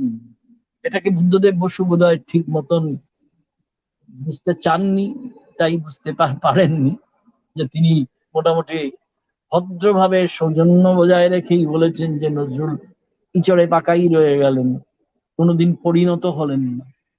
এটা মনে হয় যে ওই একদেশদর্শিতার আরেকটা নিদর্শন নজরুলের প্রতি। আমাদের মনে তো বদ্ধমূল হয়ে আছে না নানা কিছু ভাবনা, যে যে পপুলার, অর্থাৎ কিনা যে খুব লোকপ্রিয়, সে সাহিত্যিক হিসেবে, শিল্পী হিসেবে উতরে যায় না। অথচ পৃথিবীর সাহিত্যে, বা পৃথিবীর সাহিত্যে কেন, আমাদের সাহিত্যে এমন অনেক নিদর্শন আমরা পেতে পারি, যে শিল্প রসে সমুত্তীর্ণ হওয়ার পরেও তিনি বৃহত্তর সমাজের কাছে গ্রাহ্য হয়েছেন। কিন্তু আমি সেই তর্কে যাব না, তর্কের দরকার নেই আছে। আমরা যে সাম্যের গান গাওয়া যে মানুষটির কথা বলতে পারি, আমরা অনেক কবিতার কথাই বলতে পারতাম, কিন্তু আমি সেদিকে যেতে চাইছি না, কারণ সময়টা কিছু সংক্ষিপ্ত। তো তাছাড়া অধ্যাপক রফিকুল ইসলামের বক্তব্য শোনার জন্য অনেকের মতো আমিও উদ্গ্রীব হয়ে আছি, এটা একটা বড় কারণ। আমি যে কথাটা বলতে চাইছি যে আসুন আমরা কবি নজরুল ইসলামকে এতদিন যেভাবে জেনেছি সেটা থাকুক, কিন্তু সেটাকে মনে রেখেও আমরা তার, যাকে ইংরেজিতে বলে না বিটুইন দ্য লাইন পড়া, যে তার জীবনকে যেমন পঙ্ক্তি মধ্যবর্তী শূন্যতা সহ, শূন্যতা শুধু শূন্য নয়, সেই শূন্যতার মধ্যে অনেক পূর্ণতার সিন্ধু গর্জন লুকিয়ে আছে। এবং এটা শুধুমাত্র রূপক অর্থে বলিনি, যেখানে অন্ধবিন্দু আমাদের চিন্তা চেতনা নজরুলের মধ্যে না, অ্যাপোরিয়া বলে ফরাসি সাহিত্যে, এটা আমরা ইংরেজিতেও ব্যবহার করি আজকে, আমি সেটাকে বাংলা করি অন্ধবিন্দু। সেই অন্ধবিন্দু যেখানে, সেইখানেই কিন্তু উদ্ভাসনেরও শুরু।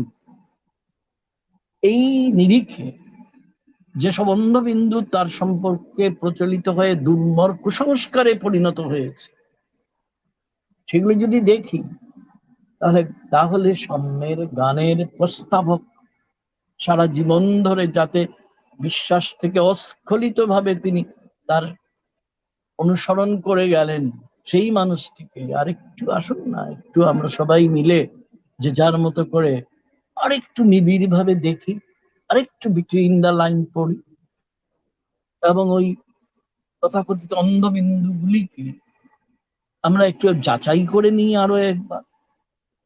তাহলেই তার জনপ্রিয়তার, চড়া গলার কবি, কোলাহল, এগুলোর মধ্যে যে সাম্যের কথা বলেছেন এই জন্যই নাকি আরো অনেক কথা, যে মানুষটি সারা জীবন ধরে অন্তত নিজের বিশ্বাসের সঙ্গে আপোষ করেনি, সে কি আমাদের যে আমাদের মতো মধ্যবর্গীয় মানুষ যে সবকিছুর সঙ্গে নিজে জেনে বা না জেনে কেবলই আপোষ করতে থাকে, নজরুল যদি আপোষ করেননি সেই জন্য তাকে ঠিক চেনা যায় না বলে তাকে প্রত্যাখ্যান করব? তার সাম্য চেতনা শুধুমাত্র প্রচলিত অর্থে নয়, এটা যাকে বলে তার ইলান ভাইটাল, অর্থাৎ তার লাইফ স্পিরিট, তার জীবনের সঞ্চালক ভাবাদর্শ।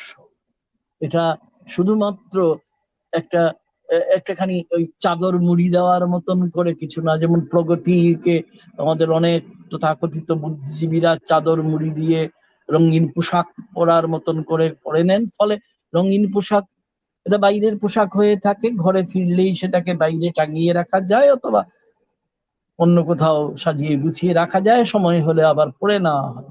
নজরুলের তো এরকম কোনো রঙিন পোশাক ছিল না, সাম্যবাদ। তিনি সত্যি সত্যি চাইছিলেন এমন একটা সমতা, যে সমতায় বাঙালি তার বিভেদটা ভুলে যায়। অঞ্চলে অঞ্চলে, উপভাষায় বিভাষায়, তথা কথিত শিষ্ট চলিতে এবং অশিষ্ট বলবো না, কিন্তু আমরা মনে করি তাই, অশিষ্ট চলিতে আমাদের যে বিভাজনে আমরা অভ্যস্ত, এই বিভাজন নিয়ে কি সাম্য হয়? সাম্যটা কি শুধুই মাত্র একটা রাজনৈতিক ধারণা, একটা কনসেপ্ট, রাজনৈতিক কনসেপ্ট, নাকি একটা টোটাল মিনিং এর দিকে যাত্রা করার, একটা সামগ্রিক তাৎপর্যের দিকে যাত্রা করার একটা সংকেত? যদি তাই হয়ে থাকে তাহলে নজরুলকে সম্ভবত আমাদের আরো দীর্ঘতর দিন ধরে কেবলই আবিষ্কার করে যেতে হবে। আমি তার উপর সম্পূর্ণতার উপর আলো নিক্ষেপ করতে পারবো এই ভরসা করি না, করতে পারছিও না। আমি শুধুমাত্র একটা ছোট্ট একটা দিক থেকে তাকে বোঝার চেষ্টা করলাম এবং আপনাদের সঙ্গে সেটা আমার ভাবনাটা ভাগ করে নিলাম। আরো একবার আয়োজকদের আমার কৃতজ্ঞতা, ধন্যবাদ এবং অভিবাদন সবাইকে। অসংখ্য ধন্যবাদ স্যার, আপনার মূল্যবান বক্তব্য, মূল্যবান সময় আমাদের এই নজরুল উৎসবকে দিয়েছেন। আমরা সাহসী হয়েছি, আবারও আপনাকে পেতে চাই আমাদের বিভিন্ন অনুষ্ঠানে। আপনি আমাদের সঙ্গে যুক্ত হবেন, আসবেন আমাদের ডাকে, নিশ্চয় এই নিশ্চয় প্রত্যাশা নিশ্চয় রাখছি। ঠিক আছে, কিছুটা দাবিও এসে গেল মনে হয়। ভালো থাকবেন স্যার। অবশ্যই।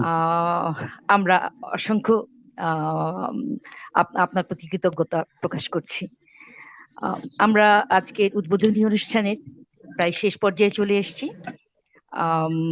আমি নজরুল, আন্তর্জাতিক নজরুল উৎসব, সাম্যবাদী নজরুল প্রতিপাদ্যে। আমাদের সম্মানিত সভাপতি আগেই বক্তব্য দিয়ে চলে গেছেন, কারণ ওনার ব্যস্ততা ছিল, গুরুত্বপূর্ণ একটি মিটিং এ উনি অংশগ্রহণ করবেন, উপস্থিত থাকবেন, সেজন্য চলে গেছেন। কাজেই এখন প্রধান অতিথির বক্তব্যের সাথেই আমাদের উদ্বোধনী পর্ব শেষ হবে। আমি প্রধান অতিথি প্রখ্যাত নজরুল গবেষক, জাতীয় অধ্যাপক, বাংলা একাডেমির সভাপতি প্রফেসর ডক্টর রফিকুল ইসলাম স্যারকে উৎসবে বক্তব্য দেবার জন্য বিনীত অনুরোধ জানাচ্ছি। এবারে বক্তব্য দিতে আসছেন আমাদের সকলের শ্রদ্ধেয়, সর্বজন শ্রদ্ধেয় professor doctor Rafiqul Islam sir. ধন্যবাদ। এই দীর্ঘ সময় ধরে যারা ধৈর্যের সঙ্গে জ্ঞানী ও গুণী ব্যক্তিদের বক্তব্য শুনেছেন, তাদের প্রতি গভীর শ্রদ্ধা। সঙ্গে সঙ্গে নজরুলের 122তম যে জন্মবার্ষিকী, তার অভিনন্দন, এবং সর্বোপরি নজরুলের বিদ্রোহী কবিতা রচনার শতবর্ষ পূর্তি আগত, সেই বিদ্রোহী কবিতার শতবার্ষিকী আগাম অভিনন্দন জানিয়ে আমার বক্তব্য শুরু করছি। আমি রবীন্দ্রনাথ দিয়ে শুরু করতে চাই। রবীন্দ্রনাথের জীবনের অর্ধেকটা কেটেছিল 19 শতকে, অর্ধেকটা 20 শতকে, এটা আমরা সবাই জানি। এবং রবীন্দ্রনাথ যে আধুনিক বাংলা সাহিত্যের রূপকার, সেটাও আমরা জানি।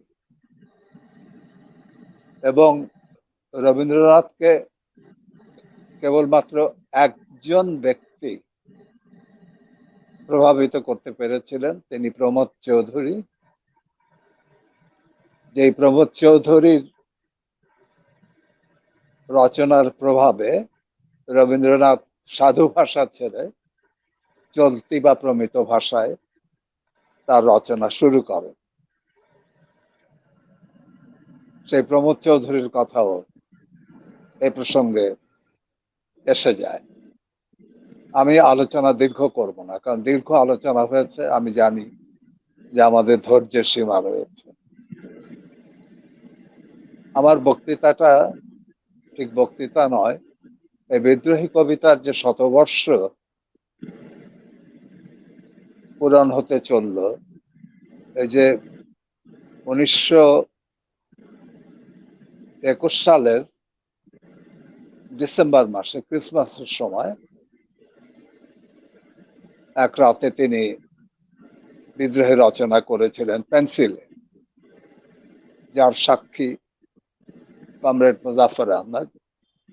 এবং তার স্মৃতিকথা থেকে আমরা জানতে পারি বিদ্রোহী রচনার ইতিহাস এবং বিদ্রোহী কবিতা প্রথম কে নিতে এলেন, দ্বিতীয় কে নিলেন, প্রথম কোথায় প্রকাশিত হলো, ইত্যাদি ইত্যাদি সমস্ত খবর আমরা সেখান থেকে জানতে পারি। যে বিদ্রোহী কবিতাটি 1922 সালের 6 এপ্রিল জানুয়ারি প্রথম প্রকাশিত হয়েছিল বিজলি পত্রিকায়, এবং বিজলি পত্রিকা দুটি এডিশন করতে হয়েছিল। প্রত্যেকটা এডিশনে প্রায় লক্ষাধিক কপি ছাপতে হয়েছিল এই বিদ্রোহী কবিতার জন্য। সুতরাং 22 কি 23 বছরের একজন যুবক একটি কবিতা লিখছেন বিদ্রোহী নামে। রবীন্দ্রনাথ তখনও জীবিত, এবং সেই কবিতা বাংলা সাহিত্যে কি আলোড়ন সৃষ্টি করেছিল, এবং অদ্যাবধি সে কবিতা কেবল নজরুলের নয়, বাংলা সাহিত্যের, কেন আমি বলবো বিশ্ব সাহিত্যের অন্যতম উল্লেখযোগ্য কবিতা। যেমন ধরুন, প্রথম মহাযুদ্ধের পর, বলশেভিক বিপ্লবের পর টি.এস. এলিয়ট, মার্কিন কবি, তিনি ইংল্যান্ড প্রবাসী হলেন এবং দ্য ওয়েস্টল্যান্ড কবিতাটি লিখলেন, যেটি ইংরেজি কবিতার চারিত্র সম্পূর্ণরূপে বদলে দিল। নজরুলের বিদ্রোহী কিন্তু দ্য ওয়েস্টল্যান্ড কবিতার আগে রচিত, এটা আমরা ভুলে যাই। তেমনি নজরুলের এই কবিতাটিও বাংলা কবিতার যে প্রচলিত ধারা ছিল রবীন্দ্রনাথ অনুসারী, সেটাকে বদলে দিল। কিভাবে? যেমন 20 শতকে এসে কোন কোন কবি চেষ্টা করেছিলেন রবীন্দ্রনাথের প্রভাবের বাইরে গিয়ে কবিতা রচনা করার জন্য। বিশেষ করে কবি সত্যেন্দ্রনাথ দত্ত, মহেশলাল মজুমদার, যতীন্দ্রনাথ সেনগুপ্ত, প্রমোদ চৌধুরী প্রমুখ।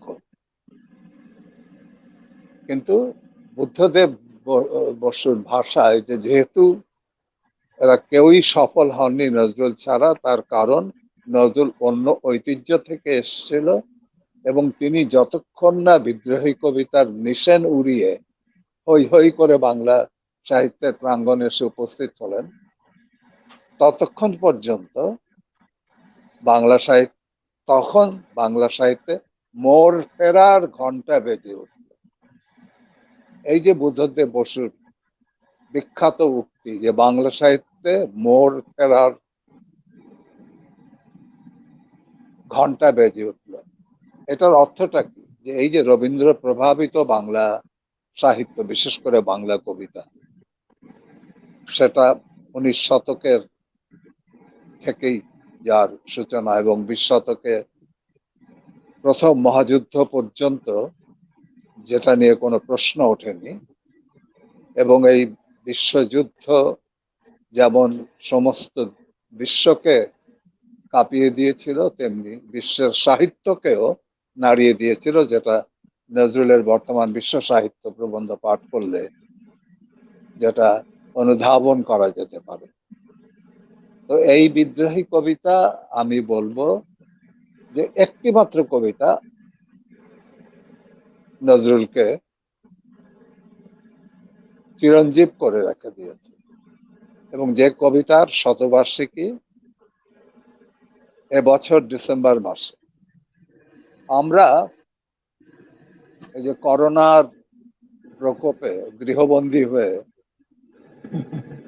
কি কাজ করব ভাবতে ভাবতে আমি ঠিক করলাম যে বিদ্রোহী কবিতার শতবার্ষিকী উপলক্ষে একটি স্মারক গ্রন্থ প্রকাশ করা যেতে পারে।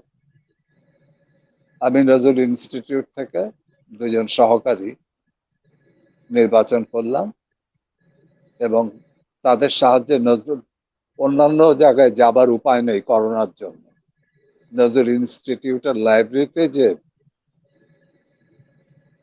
গ্রন্থ বা পত্র পত্রিকা রয়েছে, তার থেকে বিদ্রোহী সম্পর্কে গত 100 বছরে যা লিখিত হয়েছে, তার থেকে বাংলায় 80টির ওপর, আর অন্যান্য ভাষায় 15টির মতো রচনা আমরা নির্বাচন করলাম। আমি জানি যে নির্বাচন পূর্ণ নয়, কারণ খুঁজলে হয়তো আরো পাওয়া যেতে পারতো, কিন্তু এই করোনার কারণে এর চেয়ে বেশি করা সম্ভব নয়, যেটি প্রেসে চলে গেছে এবং নজরুলের বিদ্রোহী কবিতার শতবার্ষিকী উপলক্ষে ঢাকার নজরুল ইনস্টিটিউট থেকে প্রকাশিত হবে। এবং আমার একটা আনন্দ যে আমাকে নজরুল ইনস্টিটিউট ছেড়ে বাংলা একাডেমিতে, আমি নজরুল ইনস্টিটিউটের ট্রাস্টি বোর্ডের চেয়ারম্যান ছিলাম, আমাকে মাননীয় প্রধানমন্ত্রীর ইচ্ছায় বাংলা একাডেমির সভাপতির পদ গ্রহণ করতে যেতে হচ্ছে। যাওয়ার আগে আমি এই কাজটি শেষ করে যাচ্ছি, বিদ্রোহী কবিতার শতবার্ষিকী স্মারক গ্রন্থ। তাতে যতটা সম্ভব বিদ্রোহী সম্পর্কে যেসব প্রবন্ধ গত শতবর্ষে বাংলা ভাষায় বা অন্যান্য ভাষায় রচিত হয়েছে তার একটি নির্বাচিত সংকলন এখানে রয়েছে, যার মধ্যে সবচেয়ে গুরুত্বপূর্ণ প্রবন্ধ হচ্ছে ডক্টর সুমিতা চক্রবর্তী, যা বিদ্রোহী সম্পর্কে একটি অত্যন্ত মূল্যবান এবং গুরুত্বপূর্ণ প্রবন্ধ প্রকাশিত হয়েছে কিছুকাল আগে আসানসোল নজরুল বিশ্ববিদ্যালয়ের নজরুল কেন্দ্র থেকে। নজরুলের কয়েকটি কবিতার বিশ্লেষণ নিয়ে সুমিতা দেবীর যে গ্রন্থটি প্রকাশিত হয়েছে, সেই প্রবন্ধটি দিয়ে আমি এই বিদ্রোহী শতবর্ষ স্মারক গ্রন্থটি শেষ করেছি। শেষ প্রবন্ধটি হচ্ছে সুমিতা দেবীর প্রবন্ধ, কারণ এটি হচ্ছে, আমি দেখলাম যে আমাদের শতবর্ষে বিদ্রোহী সম্পর্কে যত সব বিশ্লেষণ বা প্রবন্ধ, তার মধ্যে সবচেয়ে গুরুত্বপূর্ণ হচ্ছে সুমিতা দেবীর প্রবন্ধ। আমি তার অনুমতি ছাড়াই এই প্রবন্ধটি এই গ্রন্থের অন্তর্ভুক্ত করেছি এবং আমি জানি যে আমি তার অনুমতি পাব এবং আসানসোল নজরুল বিশ্ববিদ্যালয়ে তাদের অনুমতিও আমি পাবো, কারণ তাদের সঙ্গে আমি একসঙ্গে কিছু কাজ করার সুযোগ আমার হয়েছে। আমি আমার বক্তব্য দীর্ঘ করব না, আপনারা অনেক দীর্ঘ আলোচনা শুনেছেন।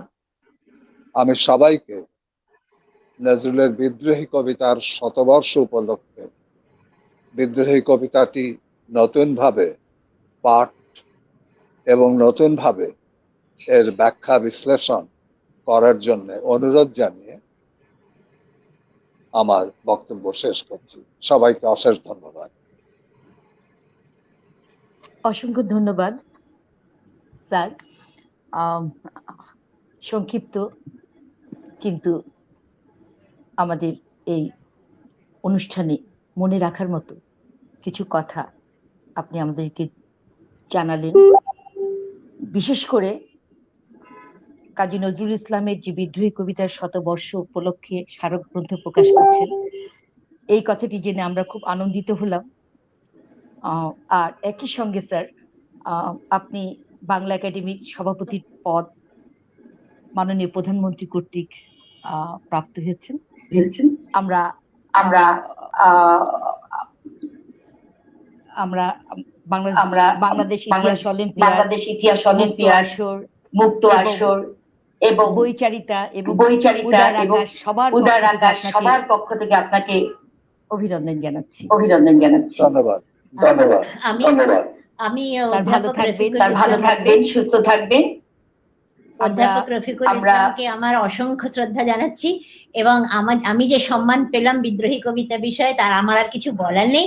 আর আমার অনুমতির কথা ওঠেই না, আমাকে জানিয়েছেন ওখানকার উপাচার্য, কাজী নজরুল বিশ্ববিদ্যালয়ের উপাচার্য এবং সাথী। আর আপনাকে অধ্যাপক রফিকুল ইসলাম স্যারকে অসংখ্য অসংখ্য শ্রদ্ধা জানাচ্ছি। ধন্যবাদ। স্যার, আমরা আনন্দিত উদ্বেলিত এই মুহূর্তে ডক্টর সুমিতা চক্রবর্তীর মতামত আমরা পেয়ে গেছি।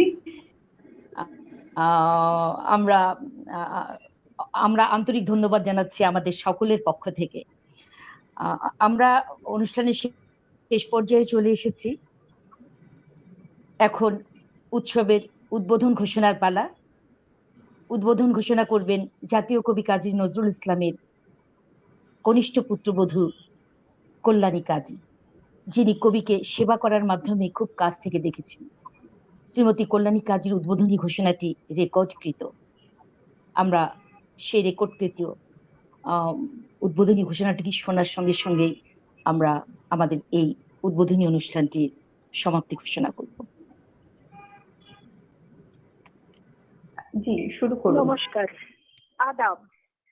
কাজী নজরুল ইসলামের 122তম জন্মবার্ষিকী উপলক্ষে আজ সন্ধ্যায় শুরু হতে চলেছে মুক্ত আসর আয়োজিত 2 দিন ব্যাপী আন্তর্জাতিক নজরুল উৎসব, যেখানে ভারত, বাংলাদেশ, যুক্তরাষ্ট্র, যুক্তরাজ্য থেকে বহু নজরুল গবেষক, লেখক, অনুবাদক, সঙ্গীত শিল্পী অংশগ্রহণ করবেন। এবারের মূল বিষয় হলো সাম্যবাদের নজরুল। সাম্য, সম্প্রীতি, মানুষের কবি নজরুল তার হৃদয় মাধুর্য দিয়ে সকল শ্রেণী বৈষম্য দূর করতে চেয়েছিলেন। তার ধর্ম হৃদয়ের প্রেম ধর্ম, যে প্রেম মানুষের কল্যাণে উৎসারিত হয়ে ওঠে। এই ঐক্যের জন্য কেবল লেখনের দ্বারা নয়, নিজের জীবনের সব রকম ঝুঁকি নিয়ে ঐক্যের আশায় আশাবাদী নজরুল তার ব্যক্তি জীবনে এই ভাবনার প্রয়োগ করেছিলেন তার বিবাহের ক্ষেত্রে, পুত্রদের নামকরণের ক্ষেত্রে। এই পরিবারের কনিষ্ঠ পুত্রবধূ হিসেবে আমি এই সত্য উপলব্ধি করেছি। তার সৃষ্টির উদার আকাশ সকলের থাকে ঘিরে, তার বায়ু মসজিদে মন্দিরে সকলের ঘরে ফিরে। তাহার চন্দ্র সূর্যের আলো করে না ধর্মভেদ, সর্বজাতির ঘরে আসে, কই আনে না তো বিচ্ছেদ। গাহি সাম্যের গান, মানুষের চেয়ে বড় কিছু নাই, নয় কিছু মহিয়ান। নাই দেশকাল পাত্রের ভেদ, অভেদ ধর্ম জাতি, সব দেশে সব কালে ঘরে ঘরে তিনি মানুষের জ্ঞাতি। পৃথিবী জুড়ে আজ যে এত অস্থিরতা, সংকীর্ণতা, হানাহানি, বিদ্বেষ আমরা প্রতিনিয়ত উপলব্ধি করছি, নজরুল ইসলামের ভাবনার মধ্যে দিয়ে আরো একবার জাগ্রত আমাদের শুভ চেতনা, এই কামনা করি। সকলকে সাদর আমন্ত্রণ জানিয়ে আমি এই 2 দিনের আয়োজনের শুভ উদ্বোধন ঘোষণা করছি। আন্তরিক শুভেচ্ছায় এই অনুষ্ঠান।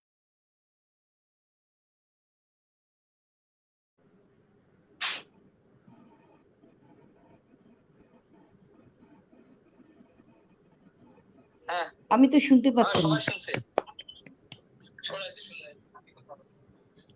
সুধী মণ্ডলী, শ্রীমতী কল্যাণী কাজীর এই ঘোষণার পরপরই আমাদের উদ্বোধন ঘোষণা হলো। আমরা আমাদের প্রথম পর্বের অনুষ্ঠান শেষ হতে যাচ্ছে। আমাদের যে প্রথম অধিবেশনের যে অনুষ্ঠানটি হবে তার সময় ছিল 7:30 বাংলাদেশ সময়, আর ভারতের সময় 7টা। এ পর্যায়ে আলোচনা হবে 100 বছরের বিদ্রোহী কবিতা নিয়ে। আর দ্বিতীয় অধিবেশন শুরু হবে বাংলাদেশ সময় রাত্রি 9টা, ভারতের সময় রাত্রি 8:30। এই অধিবেশনে নজরুলের গান, কবিতা পরিবেশিত হবে। সবাইকে দেখার আমন্ত্রণ জানাচ্ছি। আমি আবেদা সুলতানা সবার কাছ থেকে বিদায় নিচ্ছি। সাম্যবাদে নজরুলের চেতনার জয় হোক। সবাই ভালো থাকবেন। শুভরাত্রি।